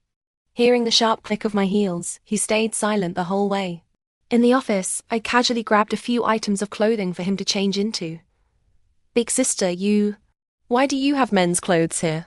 Are there no male artists in the entertainment industry?" He had no retort. I was busy looking at photos and ignored him. When I looked up again, he was already preparing to take off his hoodie. His hands crossed in front of him, lifting the hem of the hoodie, his abs faintly visible. I felt a throbbing at my temples. "There's a restroom inside." Z-Fan froze, his hands stuck in an awkward position. I stood up, pushed him into the restroom, then pulled the curtains shut, blocking any prying eyes. When Z-Fan came out, I hadn't expected the clothes I'd randomly picked to have such a good effect on him. With a more suitable hairstyle, it would probably be even better. He scratched his head, looking somewhat embarrassed. "How is it?" "Not bad." I tossed him a towel. "Dry off." He quietly dried his hair. After a long silence, he couldn't hold back anymore. "Big sister, did you see something that day? Is that why you've been ignoring me?" My eyes remained fixed on the screen, but the fingers resting on the mouse involuntarily tightened. "I saw you kissing someone else." He hurried to explain. "You misunderstood." I found it somewhat amusing. I believed my own eyes. "It wasn't like that." He walked over to my desk. "She grabbed my collar. We didn't actually kiss. I pushed her away in the end.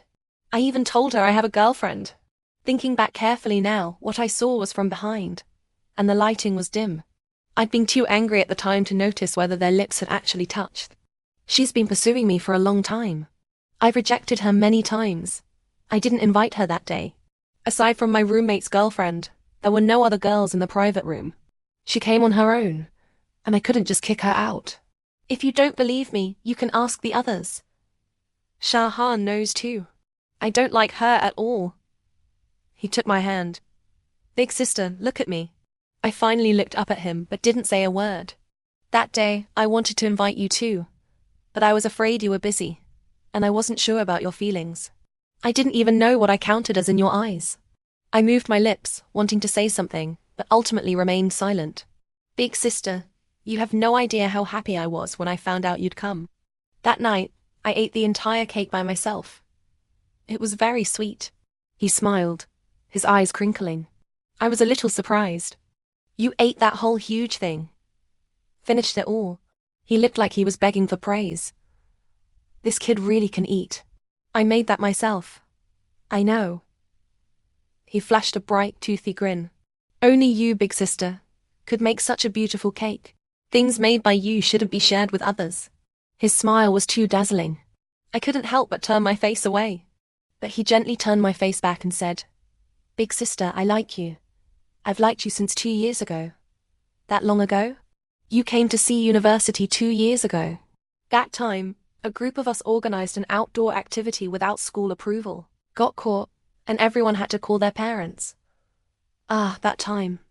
Shiaxia was too scared to call her parents, even more scared to tell her brother. So she got me to stand in temporarily as her older sister. It wasn't the first or last time I'd done something like that. I was quite practiced. I'd put on a show for the school authorities, scolding her a little. "You were wearing a red trench coat that day. So beautiful." I thought then, I wish this person was my girlfriend. So it was love at first sight. Later, Shahan told me you were married. He grinned foolishly. But I waited. It felt like a cat was scratching gently at my heart. "So, big sister, will you consider being my girlfriend?" He looked directly at me, his eyes bright, his smile utterly bewitching. "Choosing me isn't a loss. I can cook. I can do housework. I'll graduate next year and start earning money. And I have a good temper. I won't hit back or talk back. When you're sad, I'll be your trash can. When you're angry, I'll be your punching bag. When you're happy, I'll be your little food bin. And I have good stamina too. No one on the basketball team can compare. I felt the last part was a bit odd. Stop. He really stopped talking, just looked at me pitifully. His whole face screamed 3 words. Pick me. Pick me. He'd had the same expression, the same look in his eyes, when Chiaxia brought him that first time. Let's give it a try then. He let out a cheer, lifted me up, and spun me around. No one had done this to me except Joe Moxu. I quickly called out, Dizzy. He stopped spinning. I have something to tell you. He set me down on the sofa, sat down properly himself, placed his hands on his knees, the picture of obedience ready for a lecture. I'm currently staying at my ex-husband's house. His grandfather is ill. To keep it from him, our divorce hasn't been made public. He tilted his head, looked at me, suddenly leaned in, and planted a big kiss on my cheek. Did he do this? I shook my head. He didn't do that before marriage, let alone after. Zifan seemed satisfied, then took my hand. Did he hold your hand like this? I shrugged, indicating no. Then it's not a big deal at all, he whispered close to my ear. Doesn't big sister think this is exciting? I'm your secret lover. He looked immensely pleased with himself. I was speechless. This kid, with his harmless face, actually had such mischievous thoughts brewing inside. He buried his head in the crook of my neck and sighed. You smell so good, big sister. To be honest, I hadn't expected our relationship to progress like this. I had originally wanted to be as carefree as my wealthy lady friends, but I couldn't withstand his whining and well-behaved antics. But it seems ... not bad at all. When spring arrived, the old master passed away. Before leaving, he placed my hand and Silei's together, urging us to love and cherish each other, to live well. Silei's eyes were slightly reddened as he said, All right. We both promised earnestly, though neither of us truly took it to heart. He had his delicate flower, and I had my puppy dog. The old master also told Sijuo to settle down and find a wife quickly. Sijuo seemed to glance in my direction, but maintained his usual infuriating demeanor, saying, Grandfather, I'd like to marry her, but she won't have me. The old master didn't hear those words. The room suddenly fell into a terrifying silence. Silei's shoulders trembled. Then he left the room without a word. The sound of crying rose and fell as everyone began making arrangements. Not long after, I left the room and saw Silei standing at the end of the corridor, wreathed in smoke, his silhouette looking particularly lonely. He rarely showed his emotions so openly.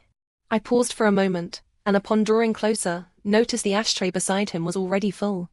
The last time he smoked this heavily was the afternoon the old master was diagnosed with lung cancer. I took the cigarette from his lips and stubbered it out in the ashtray. Everyone is waiting for you. Lao Li has arrived.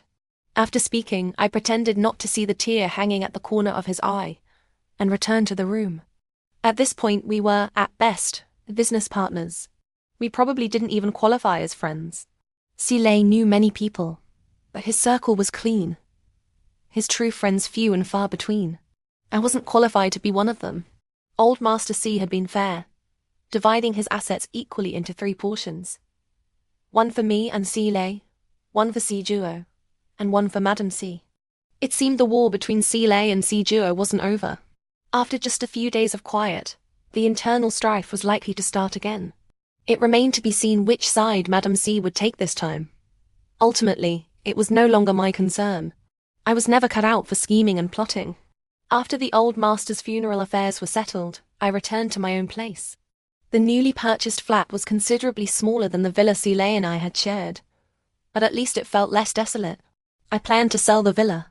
One sunny afternoon, I contacted Silei to come clear out his things, and I took the opportunity to see if I'd left anything valuable behind. I thought he might just send an assistant, but he came personally. Seemed there were quite a few important things in that study. I should have extorted some money from him.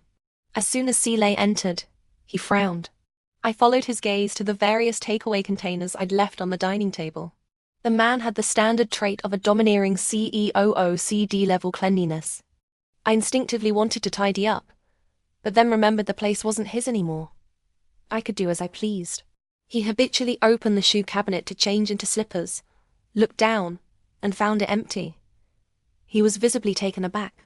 I said, "This place is going on the market." I threw out anything that wasn't worth much. He seemed to smile. I was startled, unsure of the meaning behind that smile. After he strode upstairs, I continued wandering around, looking here and there, treating it like a treasure hunt. After finding nothing of particular value, I sat on the sofa and scrolled through my phone. A freshly baked hashtag was trending on Weibo. Bai Yang spotted at night with CEO of Chilin Corporation. Could she become the next Madam C? The video was shot from a clever angle, but it was clear enough for me to see. Bai Yang and Sile were sitting in a car, leaning closer and closer, until they kissed. Although Bai Yang initiated it, he didn't seem unwilling. After all, a clear smile had appeared on his usually impassive face. I suddenly found it laughable. So this was his type. His taste really was utterly terrible. When Sile came downstairs, I was still engrossed in the gossip. The person in question glanced at my less than ladylike posture and said, "I'm leaving." I acknowledged him, but he stood there without moving. I finally looked up at him. He was staring intently at me, his gaze soft yet serious, deep and profound, as if trying to memorize my face. I was amused by my own thought. I simply didn't believe it. A stone that couldn't be warmed in 3 years suddenly heats up right after a divorce. That only happens in novels. Besides, he currently had a white lotus in his arms. By the time I collected my thoughts, he was already gone. Zifan showed up at the door of my small townhouse laden with bags, declaring he was here to be my little house husband. The place was close to my studio, at a bit of a distance from his university. I told him to go back, but he planted himself stubbornly outside my door. Reluctantly, I let him in. The moment he entered, he scooped me up and spun me around several times. "My little treasure. Missed you to death. Zifan, talk properly. I don't understand it either. Before we started dating, this kid called me Big Sister this and Big Sister that. After getting together, his speech is now thick with a Dongbei flavor. Big Sister, may I please be promoted to official boyfriend status? That depends on your performance." He lifted me even higher. I kicked my legs, wanting down. He just pushed his luck further. "One kiss and I'll put you down. The food in the wok is about to burn." He whined. "Just one, please?" I obliged, planting a kiss on his cheek. He presented the other side, being shameless. "I have even number OCD. This side needs one too." After who knows how long of this fooling around, we were left staring at the scorched wok. I pinched his arm. "Go scrub the wok." "Ouch, ouch, ouch. If you keep pinching, Big Sister, you won't get any dinner." I hadn't used any real force, but his exaggerated yelps could probably be heard clearly across the street. We ended up eating out because this kid kept distracting me, resulting in 3 burnt attempts. If we scrubbed at it again, the wok would probably be done for. In that moment, I felt like I was Darji. If some kings neglected their court duties for a beauty, in my case, it was Zifan neglecting his cooking duties. The mouth of a puppy dog is full of deceit. I just hadn't expected to run into an old acquaintance. We had just entered the restaurant. Zifan had his arm around my shoulder, chattering amusingly in my ear, making me laugh. "Little sister dash and dash law ... Ah no, not sister-in-law anymore." Si Juo was dressed in formal attire, sporting his signature gold-rimmed glasses, projecting an air of cultivated elegance. I hadn't seen him since moving out of the old house. A middle-aged man stood beside him. I'd seen him before. He'd collaborated with Sile on a few projects. Si Juo was certainly adept at poaching. "Little Bamboo, long time no see." His tone made me very uncomfortable. Zifan also sensed something and held me tighter. Si Juo whispered something to the man beside him. The latter glanced at me with an ambiguous smile, then left. "Aren't you going to introduce us, boyfriend?" Si Juo looked Zifan up and down. "So this is your type?" I replied offhandedly, "Young, good stamina, knows how to treat a woman well." As I finished speaking, I clearly felt Zifan stiffen. I looked up. The roots of his ears were completely red. Wasn't he the one who said it himself? Now he feels embarrassed. I pressed my lips together, suppressing a smile. I have a few like him under me as well. Want to consider them? The implication was clear. If you want to play, you can pick from the people at his company. Of course, running into Sijuo never boded well. He was openly trying to drive a wedge between us. I curved my lips into a deliberately surprised expression. President C moonlights as a pimp now. I couldn't possibly afford it. Sijuo didn't seem annoyed. A faint smile playing on his lips. The picture of good breeding. Z-Fan puffed out his chest. Sorry, sir, but I'm the official one here, so please consider my opinion. My opinion is a blanket refusal. This kid would be the death of me from laughter. I pinched the back of his hand. Sijuo noticed the small gesture and narrowed his eyes. Z-Fan continued. Sir, my girlfriend and I are going to grab a bite now. Feel free to do whatever. The words were polite, but delivered in a tone that could infuriate anyone. Hiding a smile, he led me to a private room. Big sister, who was that? I took a sip of soup and answered leisurely. My ex-husband's older brother. Z-Fan stuffed a piece of beef into my mouth and snorted. Smells like green tea all over him. Definitely not a good guy. Sijuo would probably want to kill someone if he heard that. This was likely the first time in his life he'd received such a unique evaluation. Sijuo. Fake boss, real green tea. In the end, I still joined the film crew. I didn't go through Sijuo. The director contacted me directly. Before my business trip, Z-Fan was packing my suitcase, chattering away like an old mother hen. Remember to message me and send me your location every day. Got it. I won't feel at ease until I see your pin. If it weren't for my thesis defense, I'd really want to go with you. Ah, bamboo. How'll you survive without me? I stuffed a grape into his mouth, signaling him to shut up. But it was impossible to plug this leak. If you miss me, just call me, okay? No matter what I'm doing, I'll answer. I know, Mother Z. Z-Fan, pushing his luck, puckered his lips. Come on, give Mummy a kiss right here. I'll have a good chat with my actual mum about this, next time I see her. Z-Fan finally fell silent. My flight was in the evening. He skipped his professor again to see me off. Under the watchful eyes of everyone at the studio, Z-Fan showered me with kisses and hugs, muttering incessantly, Ooh, baby. How will I live without you? I shot him a look telling him to quit while he was ahead. He pretended even after I passed through security, he was still there, jumping ridiculously high and waving. I couldn't see him. My heart suddenly felt full. The moment I boarded the plane, it felt empty again. My assistant Abby teased me. Gee, don't tell me you're already missing your little boyfriend. Well, actually a bit. I shamelessly nodded. Younger men are just the best. Just look at you and, Abby had been with me for a long time. She was outgoing and said whatever was on her mind. Not only can you get kisses, cuddles, and be lifted up, but they also keep you in a perpetually good mood. I raised an eyebrow. How so? Last time Xiaolei made a mistake. And the time before that, Sally was slacking off during work hours, and you didn't even bat an eye. And the time before that, I cut her off. I've always been like that. She shook her head. Gee, you have no idea about your own influence. When the studio first came under your management, that independent designer came because of your reputation. She didn't last more than a few days before you said she wasn't worthy of the position. She cried so pitifully. My feedback was very fair. It was fair, but it also slays without a She covered her face. Puppy dogs are just too good. Super healing. I ignored her and closed my eyes to rest. Work on the film crew was hectic. Z-Fan sent me jokes every day, regardless of whether I looked at them or not. Opening my phone would be flooded with his messages. He knew I had a heavy workload and didn't insist on daily video calls, only asking me to send him my location. After half a month, the crew went to the mountains for filming. We worked straight through, almost until dawn. A streak of white light cleaved through the dark sky. I suddenly really wanted to watch the sunrise, and I suddenly really missed Z-Fan. So I video called him. I counted to 7 in my head, just about to hang up when the call connected. It was dark on his end. The light from the screen illuminated his face.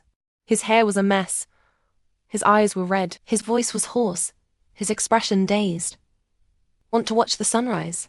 He made an affirmative sound, rubbed his eyes, reached out to turn on the light, and the screen instantly brightened. I pointed my phone at the sunrise and sat down on the ground. Big sister, did you miss me? I was certain. Yes. His voice, the camera angle shifted downwards. His hand rested on his bare chest. It misses you here. I could see, but couldn't touch. I coughed a few times and stopped looking at the screen. He started freaking out on the other end. Big sister, do you have another dog outside? Otherwise, how could you be so unmoved? There must be lots of good-looking people in your crew. He rambled on, then looked at me pitifully. I want to come find you. Thesis finished? Defense done? He shook his head honestly. I coaxed him. Be good. I'll be back soon. It won't be long. After that day, it started raining. The crew's work couldn't proceed. I thought about it and decided to The night before my return, I was sleeping soundly when a tremendous noise in the distance jolted me back to reality. At the same time, I saw Abby's panicked face.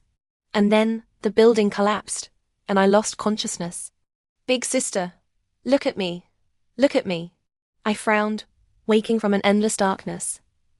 Everything hurt. Zfan stood before me, covered in mud, 2 clear tear tracks streaking his face. Seeing me awake, his expression was a confused mix of crying and laughing. I wanted to say something, but my throat felt blocked, my whole body weak, and I passed out again. When I woke again, I was in a hospital. The room was bright, footsteps echoed constantly from the corridor outside, and my mind held only one thought: pain. My right leg was suspended in a high sling. Zfan was dozing with his head resting on the edge of the bed.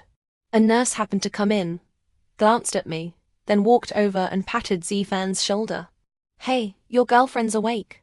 He looked up then, his eyes widening before he hugged me. This grown man, crying so hard he could barely catch his breath. The nurse seemed used to it, calmly giving an injection to the patient in the next bed. I spoke hesitantly. Am I missing any limbs? Or is there some incurable disease I don't know about? He finally let go of me, glaring, his tone scolding. Don't talk nonsense. He was still sniffling and weeping, acting like a little wife who'd been wronged. I found it somewhat amusing. I'm still alive, you know. I'm hungry. He sniffled, got up and went to find me food. The old man in the next bed started chatting with me. That poor kid, oh, he nearly scared this old man to death. The poor kid he referred to was Zfan.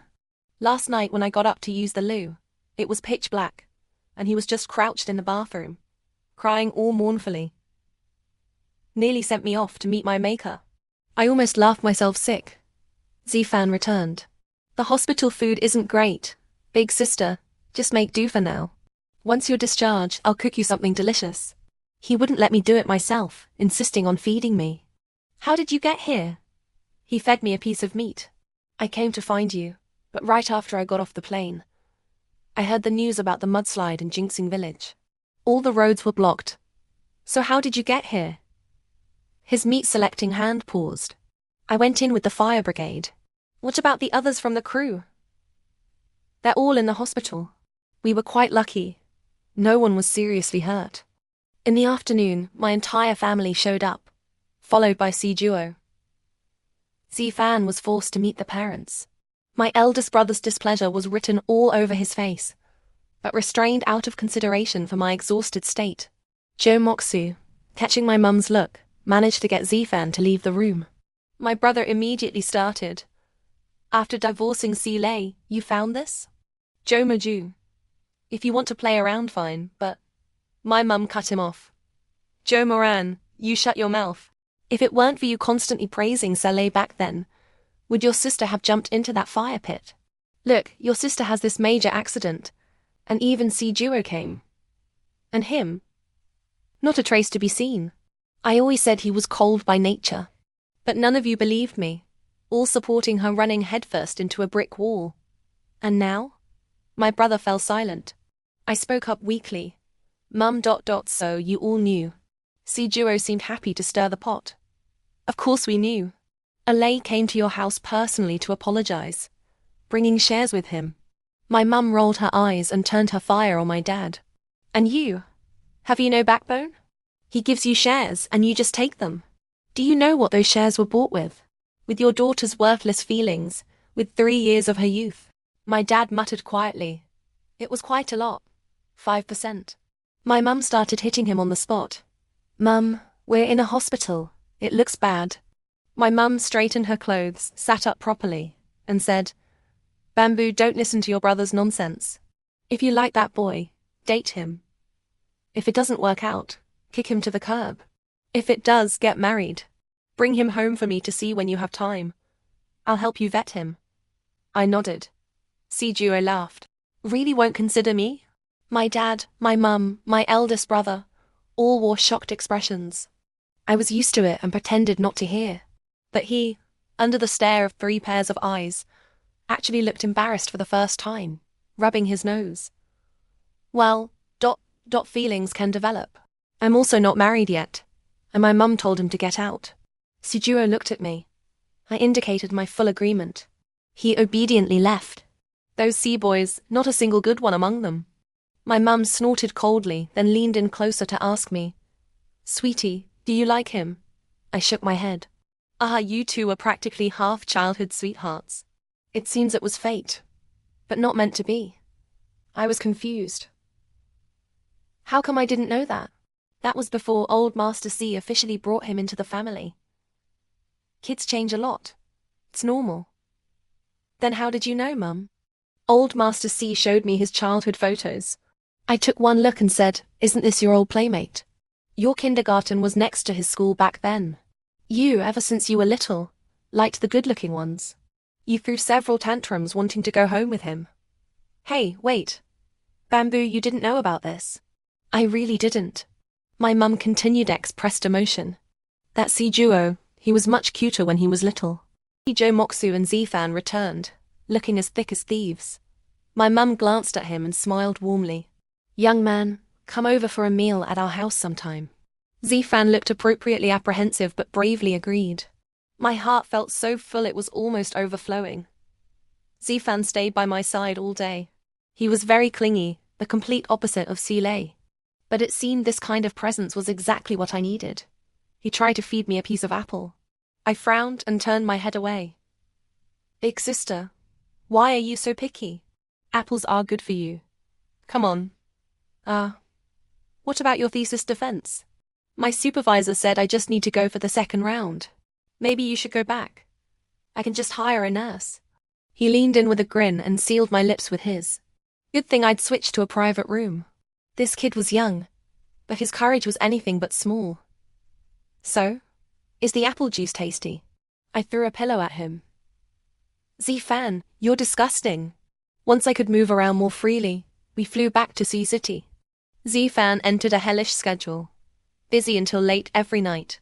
Yet, he still didn't trust anyone else to take care of me, insisting on doing everything himself. The perfectly good crutches we bought were basically unused. A wheelchair outside. His arms inside the house. But he wouldn't even let me order takeout. Takeout is too oily and salty. It's not good to eat too much. He sounded like a concerned elder. I felt obliged to remind him. It's from a 5-star hotel. So what? It still can't be as good as my cooking. I hastily agreed.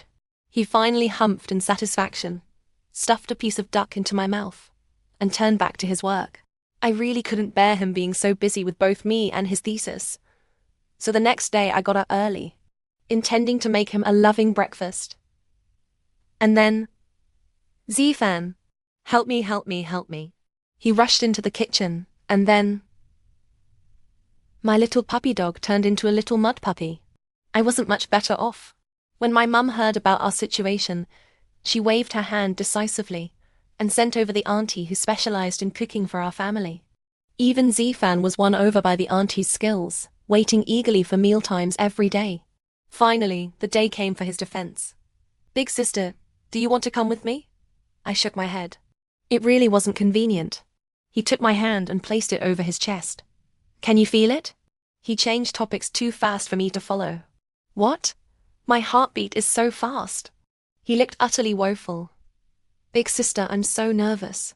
Pestered beyond endurance, I went with him. The defense hadn't started yet. There were many empty seats at the back of the lecture hall. Zifan swaggered in through the front door, carrying me. I'd buried my face in his chest, not daring to look up.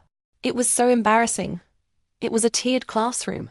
The wheelchair couldn't manage the stairs.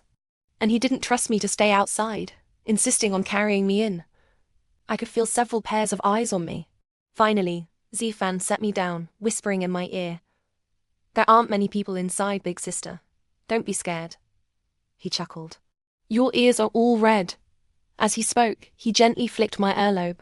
My face flushed even redder. This kid. The more we were in public, the more he liked to tease me. I refused to look at him, playing with my phone instead. But he snatched it away, whining and acting cute for me.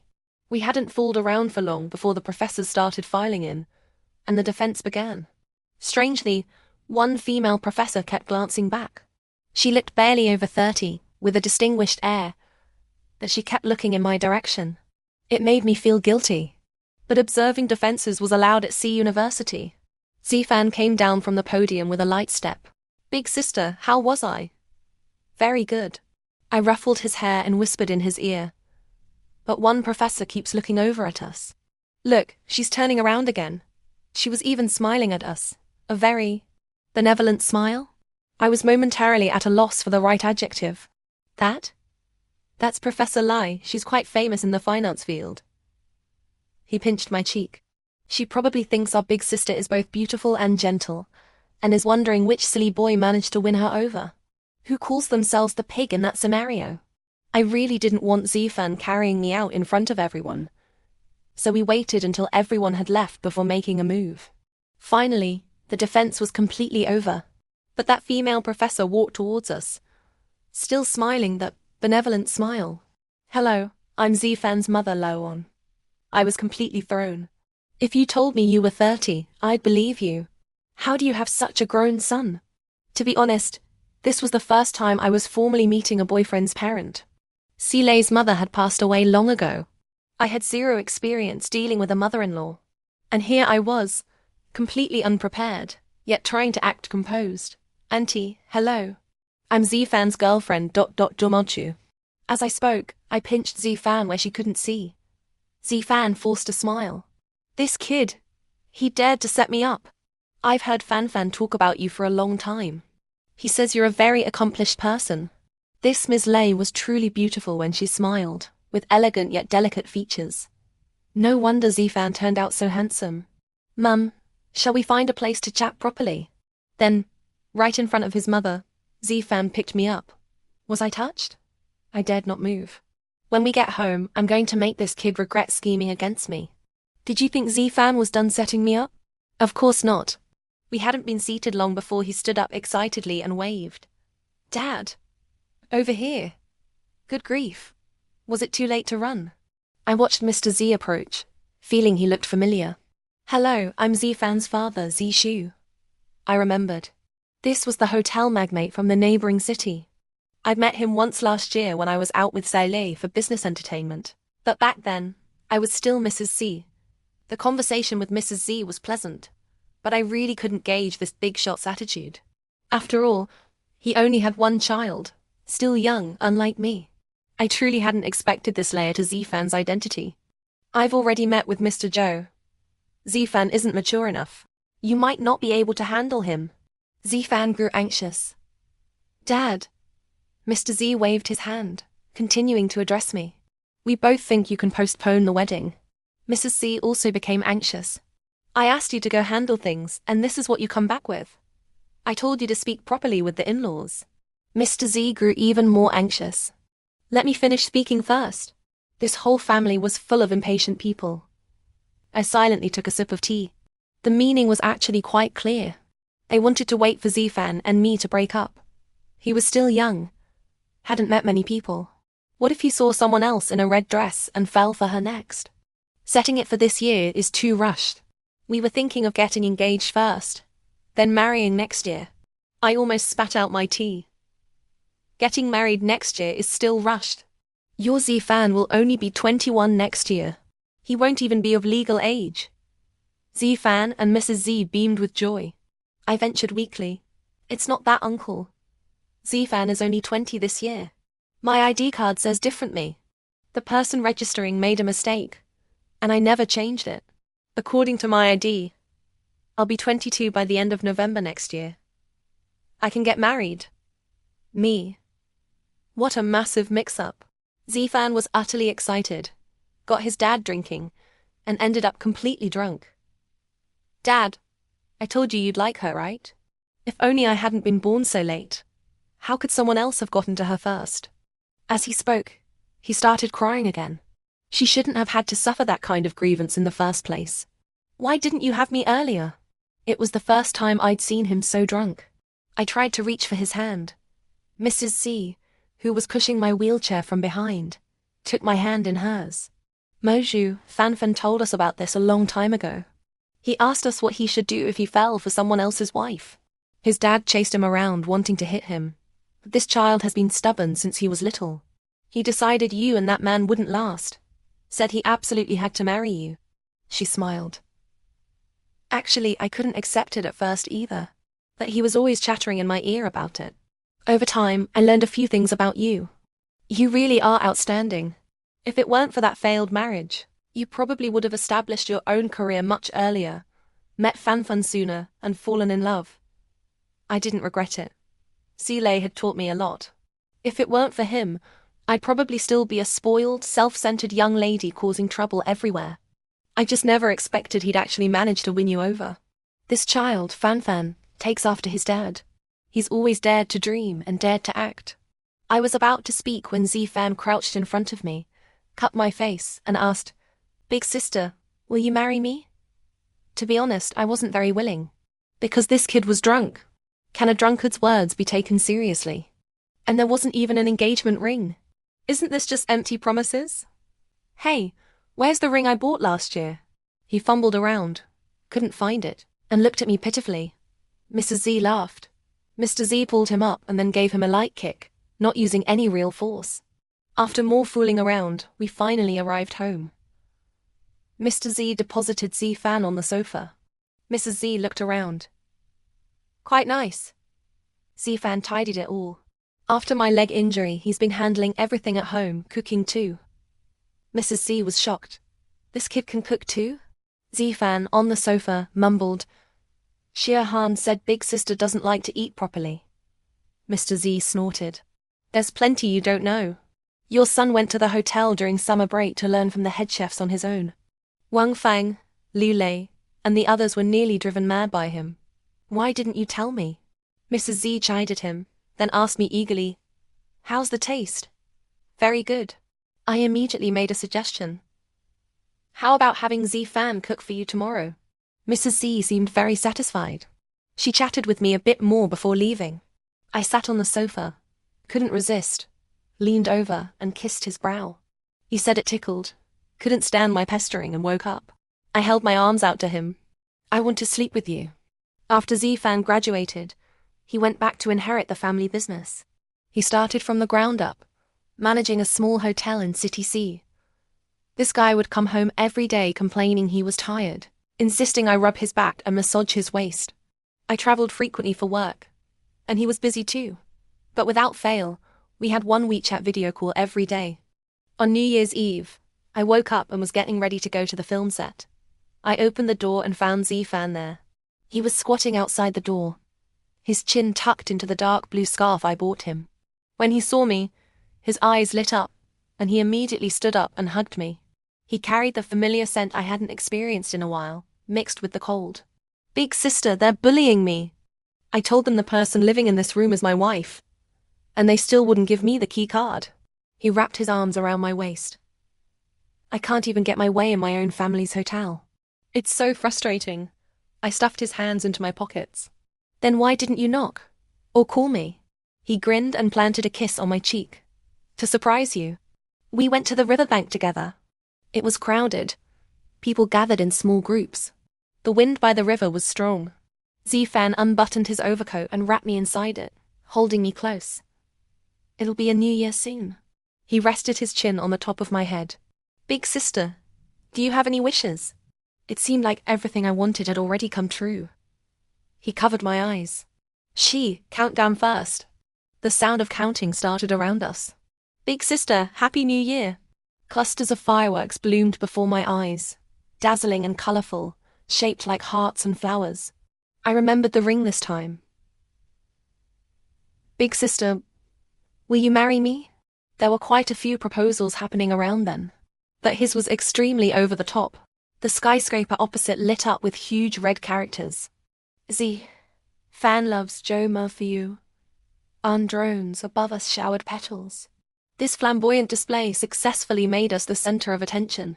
People were already holding up their phones to record videos, but the wind by the river was fierce, and my hair was down, making me look like a little tree dancing wildly in the wind, utterly disheveled. I quickly slipped the ring onto my finger and told Z-Fan to get me out of there.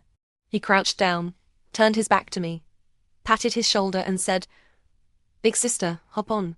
The moment I jumped on, he hooked his arms under my legs and started sprinting. "Slow down. Can't slow down. Big sister, I'm finally marrying you." It was hilarious. Later, we got married. Yes, we had a child.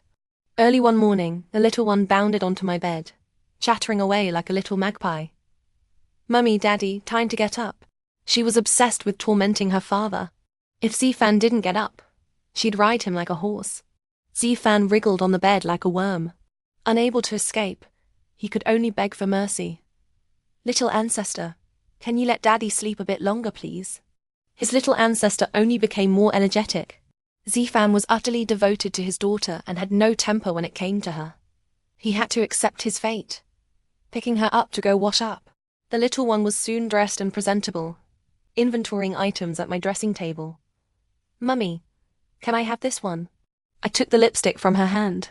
"When it's your birthday, Mummy will buy you one." She agreed happily and started playing with the succulents on the windowsill instead. "Mummy, there's a very handsome uncle over there." I looked in the direction she was pointing. The room in the building opposite was empty. No one was there. Z-Fan lifted her down from the table and took her to school. But, honestly, when this father-daughter duo was together, they never gave me a moment's peace. One day after school, the little one rushed in and threw herself into my arms, looking up at me. "Mummy, Daddy was so amazing today. He beat up little Fatty from my class. He kept pulling the braids Daddy did for me. So annoying." I looked at Z-Fan. "You bullied a child?" "No. Heaven is my witness. I didn't lay a finger on him. Daddy just stood there and little Fatty didn't dare bother me then. I gave him a little braid today too, and I pulled it until he cried." I pinched her nose.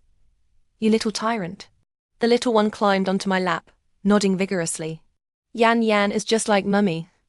Z-Fan burst out laughing. I threw a sofa pillow at him. "You're still laughing. You're the one who spoiled her. Soon no other kids will want to play with her." Z-Fan lifted her up and nuzzled her little belly with his forehead. The little one giggled, then perched on his shoulders. "Let's go to Grandma's for dinner." Extra. One day an unexpected guest arrived at our home. Long time no see, Bamboo. I hadn't seen him in a long time. Still the familiar gold-rimmed glasses, his face wearing that inscrutable smile. "Aren't you going to invite me in?" Since he'd already shown up at my door, could I really turn him away? Besides, he'd given a pretty generous cash gift at the wedding. I was quite satisfied. "Make yourself at home." Sijuo sat on the sofa, looked around and stated bluntly without any courtesy, "This place is a bit small." I never liked big houses. They felt too desolate. This small townhouse was just right for our family of 3. I poured him a cup of hot tea and teased, "It's nothing compared to your place's presidency." In the struggle between the two brothers, Sijuo had won. Silei was proud too, unwilling to be subordinate, so he simply went to manage the overseas business, out of sight, out of mind. Silei hadn't attended my wedding either, but had someone send a gift. He made small talk with me for a while before finally getting to the point. "By the way, how long has it been since you last saw Silei?" "Quite a while. The world isn't that big, really. We've been in the same city these past few years, yet it seemed we never crossed paths again." "Several years, I suppose." He looked genuinely surprised, then gritted his teeth and said, "That kid, he really can endure. Really, fucking like a saint. I was displeased. Did you come just to talk about this? I just think it's not worth it for him. I frowned, not understanding his meaning. You said you loved him, but you didn't even know what he'd been through. He smiled. His stress tolerance was strong. It was never because he couldn't sleep for fear of me stabbing him in the back. Then what was it because of? Joe Moxu knows more about this than I do. Go ask him. But back then, Joe Moxu had personally told me that Seeley just needed therapy because of excessive work pressure. I had used all my resources, embodying the dedication of someone utterly infatuated. Whatever he wanted, I went along with. I was afraid of pressuring him. So even the fact that I was pursuing him was known only to Joe Moxu and Shiaxia within our circle. Not even my parents or eldest brother. Even Joe Moxu said that my princess complex had been cured, all thanks to Seeley. Why are you telling me this? He smiled, his gaze sweeping the room before landing on the wedding photo of me and Zifan. You and that little whelp had it too easy. It irritates me to see it. Still a nutcase as expected. Oh, and Seeley is buried at Longshan Cemetery. Go see him when you have time. In that moment, I felt my blood freeze. I could barely hear my own voice. What ... did you say? He's dead. Didn't he go abroad because he lost the fight with Si Duo? How could he be dead? How? Although I never liked him, I have to admit he had great business talent. A sharp mind. If it weren't for his condition, I might not have become the head of the Si family. Si Duo left. I went to find Joe Moxu like a madman. He looked somewhat defeated. You know now? What was wrong with him? What exactly did he go through? Joe Moxu told me that Seeley had watched his mother die right before his eyes. She was his father's mistress, endured countless slights, and developed postpartum depression after giving birth to him. Finally, she decided to die. At the last moment, she knocked the bowl of poisoned meat congee from his hands. She died in front of him, and he was powerless to stop it. She had genuinely intended to take him with her. The doors and windows were locked. Because life was hard, the utilities were cut off. He was just a child. He tried every way to call for help, but no one came. He waited for a long time before someone found them. By then, his mother was already just a skeleton. A real skeleton. From the day his mother died, he lost the ability to love. I was speechless for a long time. I thought of the tear at the corner of his eye when the old master passed away. I thought of the way he looked at me in the villa. Jay, I don't understand. He didn't want you to know his past. He was terrified. Joe Moxu hugged me, apologizing repeatedly. I'm sorry, Bamboo, I'm sorry. Out of professional ethics, Joe Moxu hadn't told me the truth from the start. He initially thought I was just infatuated temporarily. Later, after Seeley and I got together, he wanted to tell me something. But Seeley stopped him. Seeley said, You know my situation. But I don't want her to see me as a patient, or to treat me with kid gloves. When the time is right, I'll tell her about my past myself. But in the end, he never told me. Joe Moxu took me to a place. It was the apartment opposite mine, facing my bedroom. I entered Seeley's room. True to his style, it was clean and tidy, with no superfluous items in sight. Only the drawers of the desk were stuffed full, all traces of his life. I saw his diagnosis. So, a few days before our anniversary, he wasn't on a business trip. He was in the hospital. Fate was never fair to him. Not long after you married, he discovered he had a LS. But he refused treatment.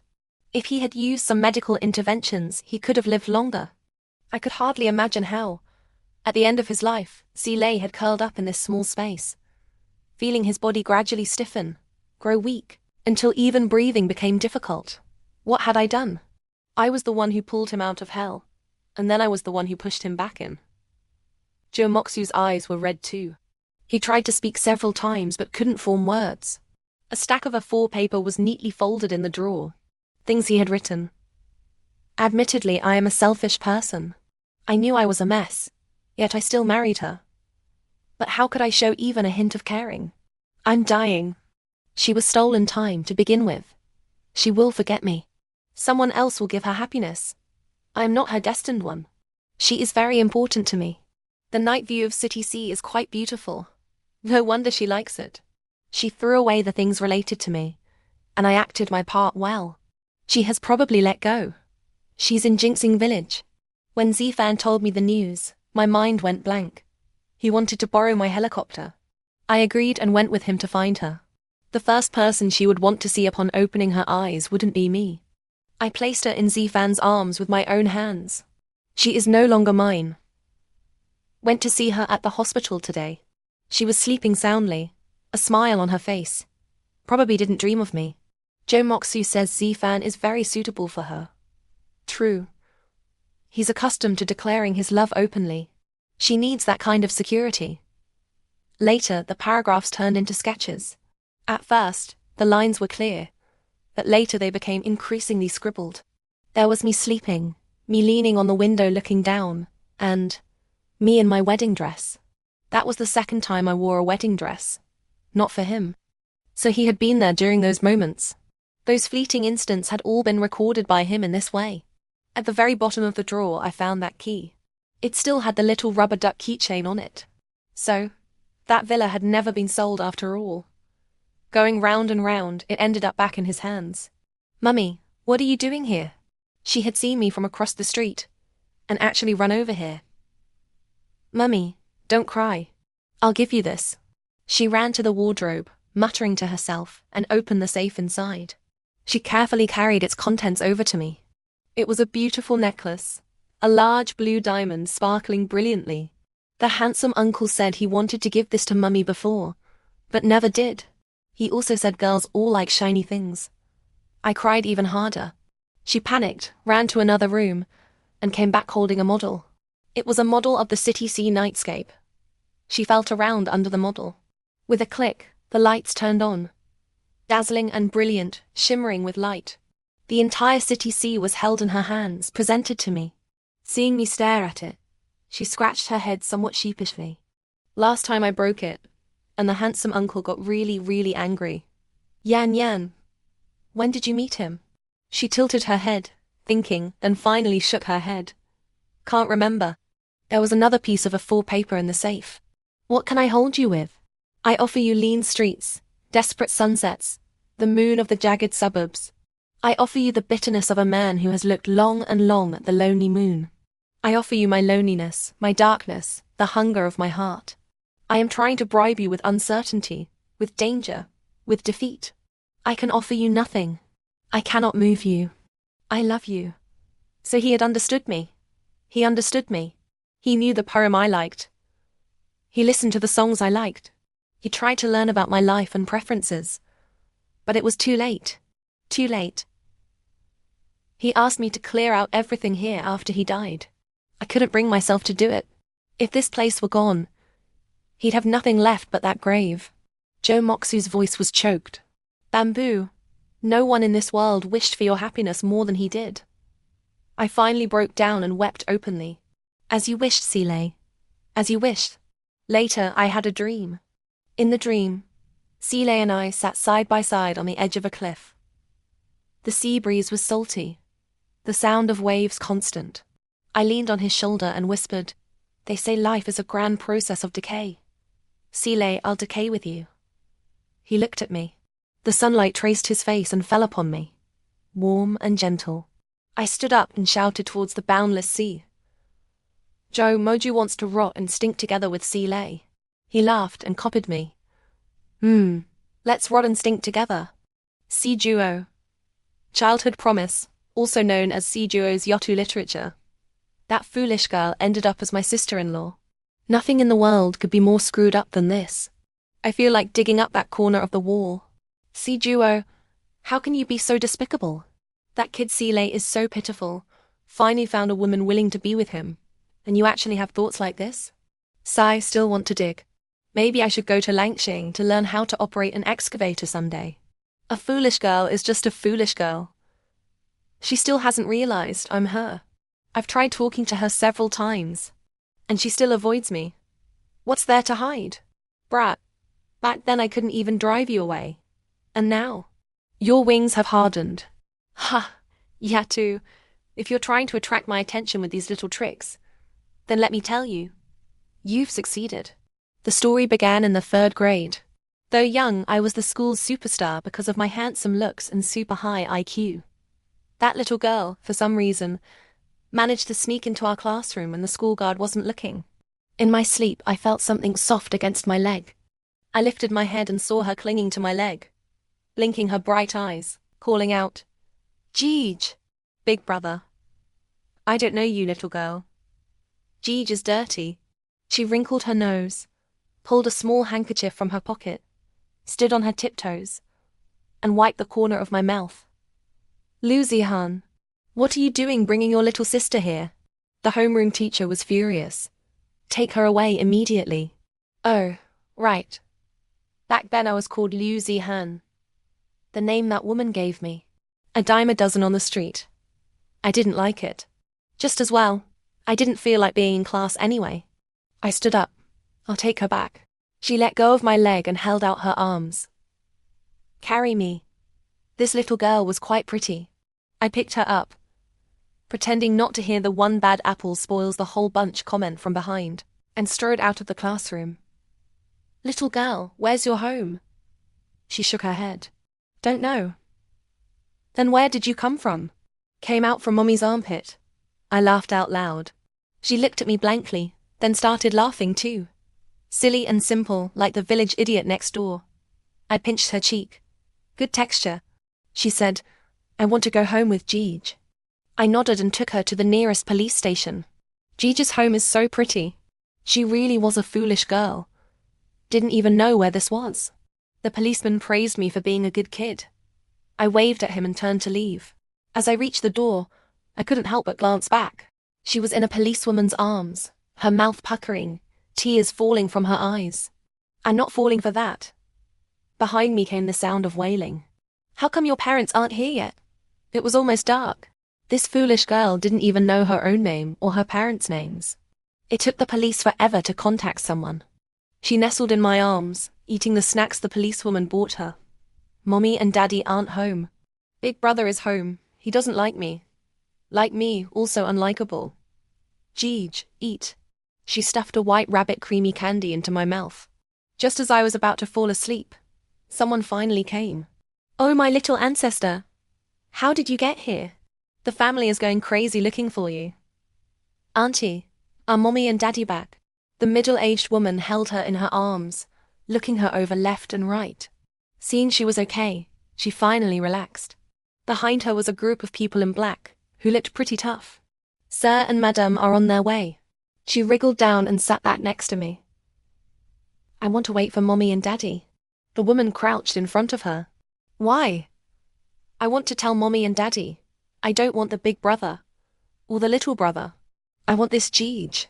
The woman tried to reason with her, but her face scrunched up. "No, I want this one." She was stubborn, refused to leave, insisted on waiting for her parents. The woman asked me to persuade her. I stared at my toes and said, "Hey, maybe you should just go back. I'll come see you in a few days." She covered her ears and buried herself in my arms. Everyone was helpless against her. After waiting a while longer, her parents finally arrived. She was different from me. Her mother held her in her arms, kissing her over and over. Her father let her ride on his shoulders. The little girl laughed happily.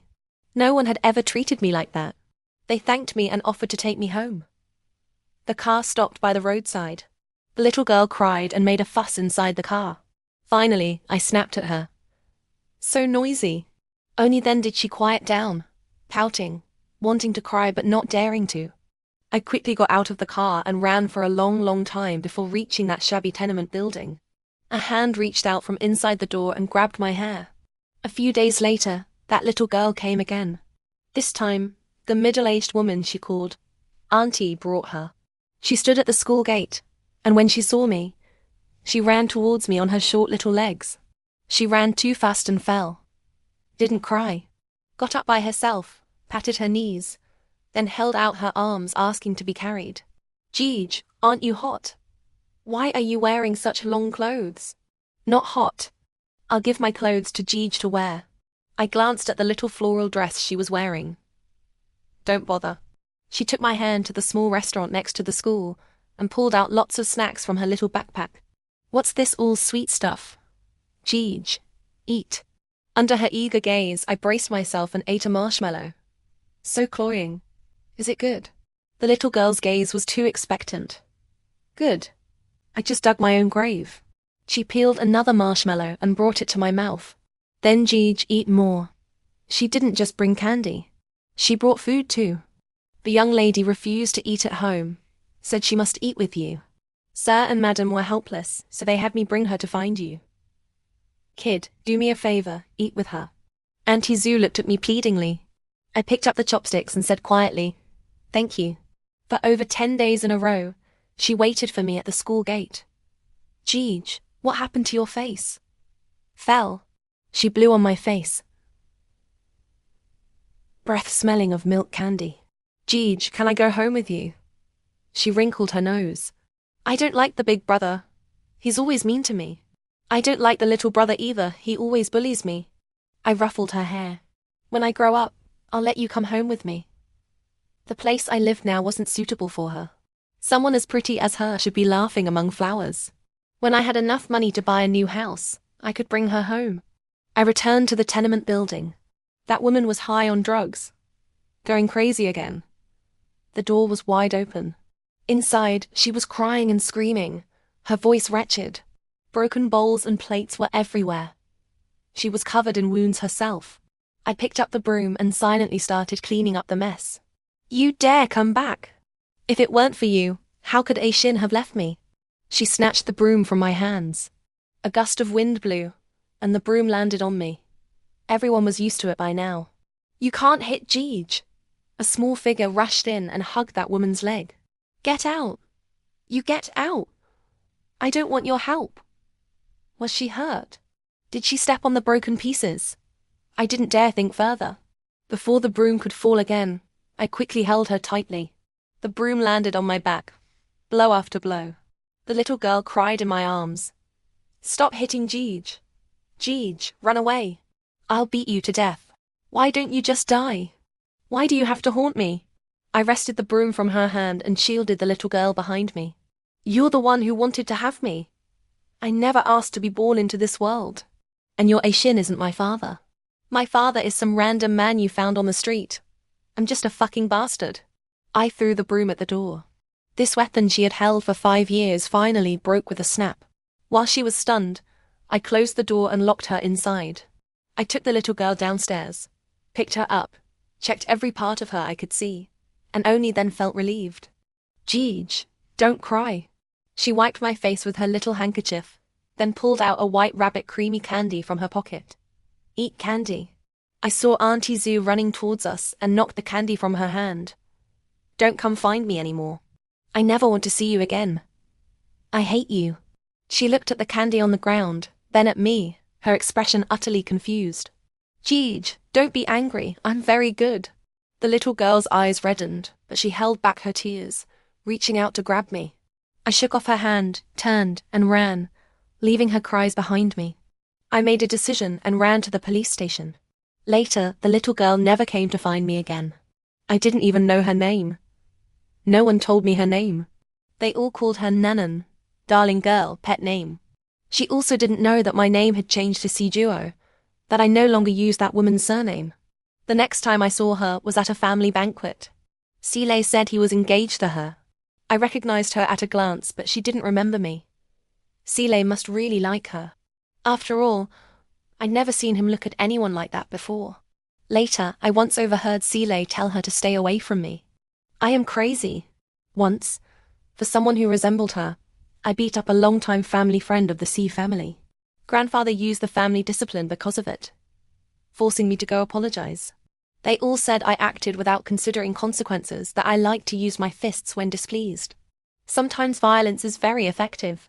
It doesn't necessarily need to be used, but it can serve as a deterrent. Wasn't that woman the same? She was never afraid of me, but after the broom broke in my hands, she was scared. After the family banquet, I went to the nursing home. That woman looked terrified. When she saw me, she shrank into the corner. I took the congee from the nurse and fed her spoonful by spoonful. I found your Aishin to keep you company. Aren't you happy? You spent most of your life looking for him. Went crazy for half your life too. Coincidentally, I found him as well. I deliberately posted that statement. The online public opinion suggesting there was something between us was also directed by me. But this foolish girl, aside from seeking help from her eldest brother, it's always her eldest brother. Has she forgotten how her eldest brother used to scold her? Little bastard. I've made my interest clear, both overtly and subtly. She's divorced from C-Lane now. What's wrong with considering me? I've got all three. Tall, rich, handsome. I'm not worse than that kid. It's just a bit strange. How could C-Lane agree to the divorce? I had someone investigate. Found out he'd been going in and out of the hospital recently. Going far away. He has alias.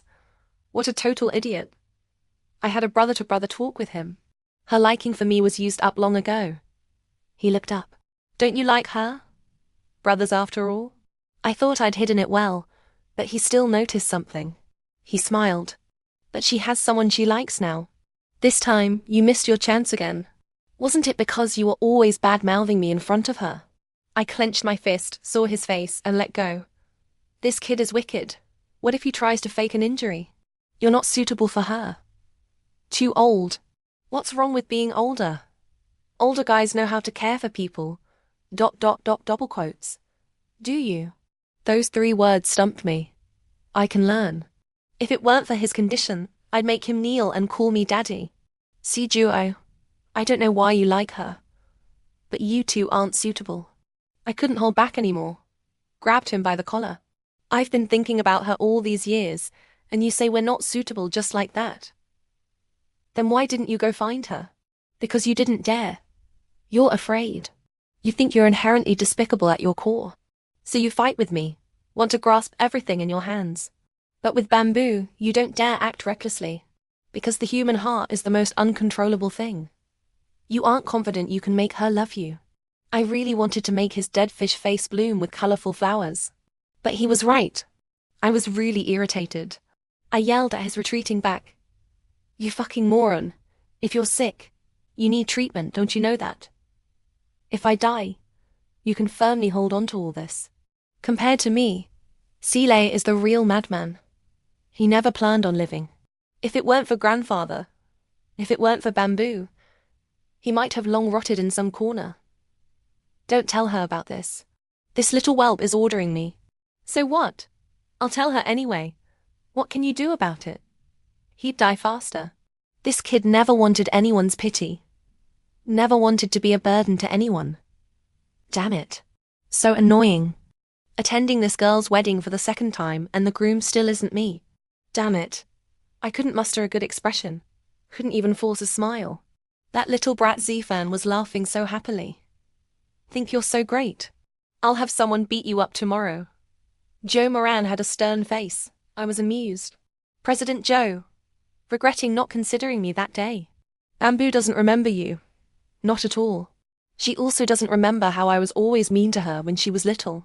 He told me that one day, while waiting for me at the school gate, she thought someone else was me, ran after him, got hit by a bicycle, and suffered a comminuted fracture in her arm.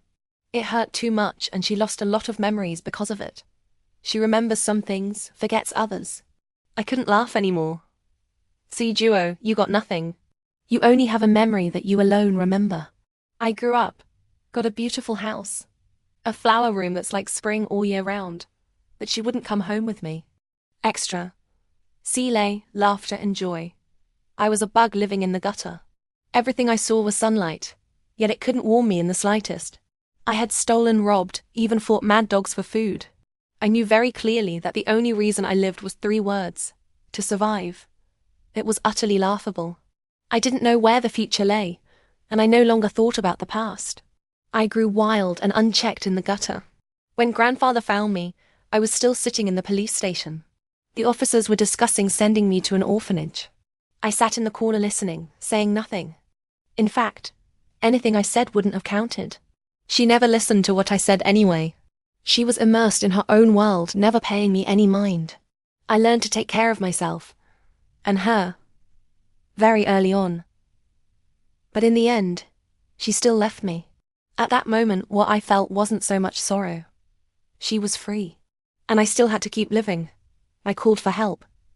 Pounded on the walls. There were footsteps passing right outside the door, yet not a single person opened it and came in. I pretended life was normal. At first I could cook congee. Later, the gas ran out. The water and electricity were cut off. I could only eat raw rice. Sometimes I couldn't tell day from night. I could only curl up in a corner, hoping time would pass faster. Later, there was always a faint, indistinct stench in the air. My food was gone. But I wanted to live. I'm sorry, Mom. Grandfather was the first person to ask for my opinion. Child, do you want to come back with me? I nodded.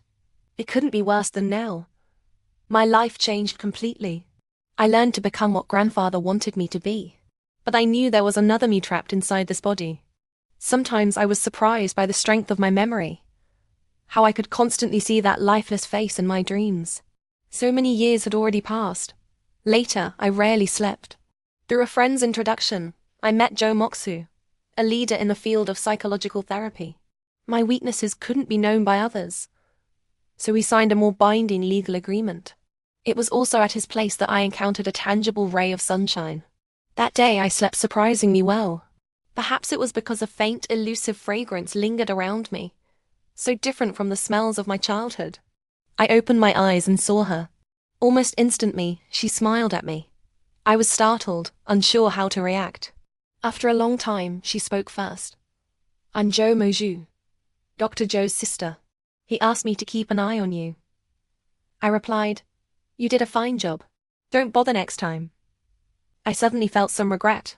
As I was leaving, I happened to meet Joe Moxu, who was walking hurriedly. Hey, you're still here? I nodded, my steps not faltering as I left. Faintly, I heard the conversation behind me. Joe Moju, what are you doing in my office? Jay, I just saw you hadn't eaten, so I came to show my concern. Where's the food? Didn't bring any.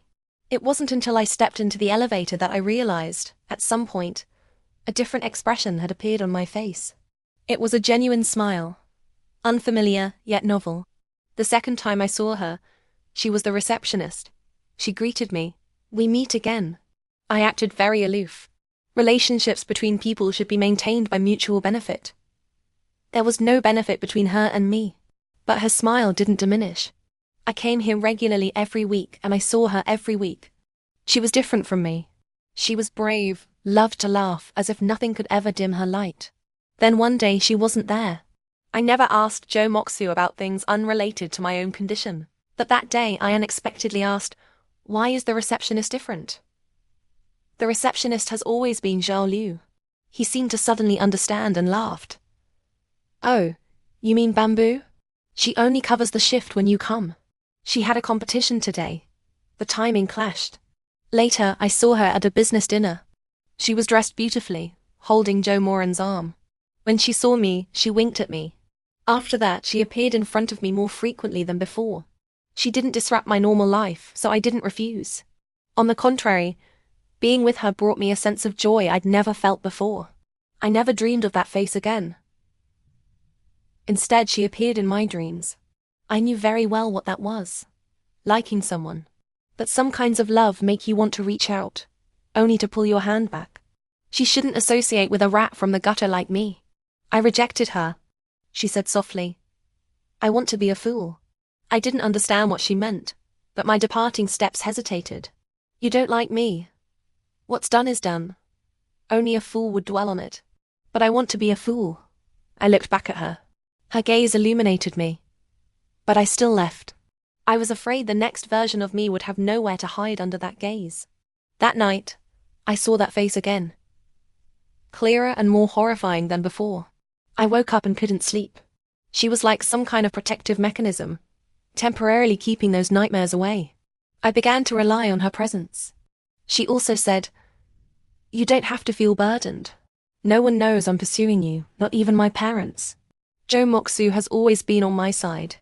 He won't tell anyone. Let's just have a proper relationship.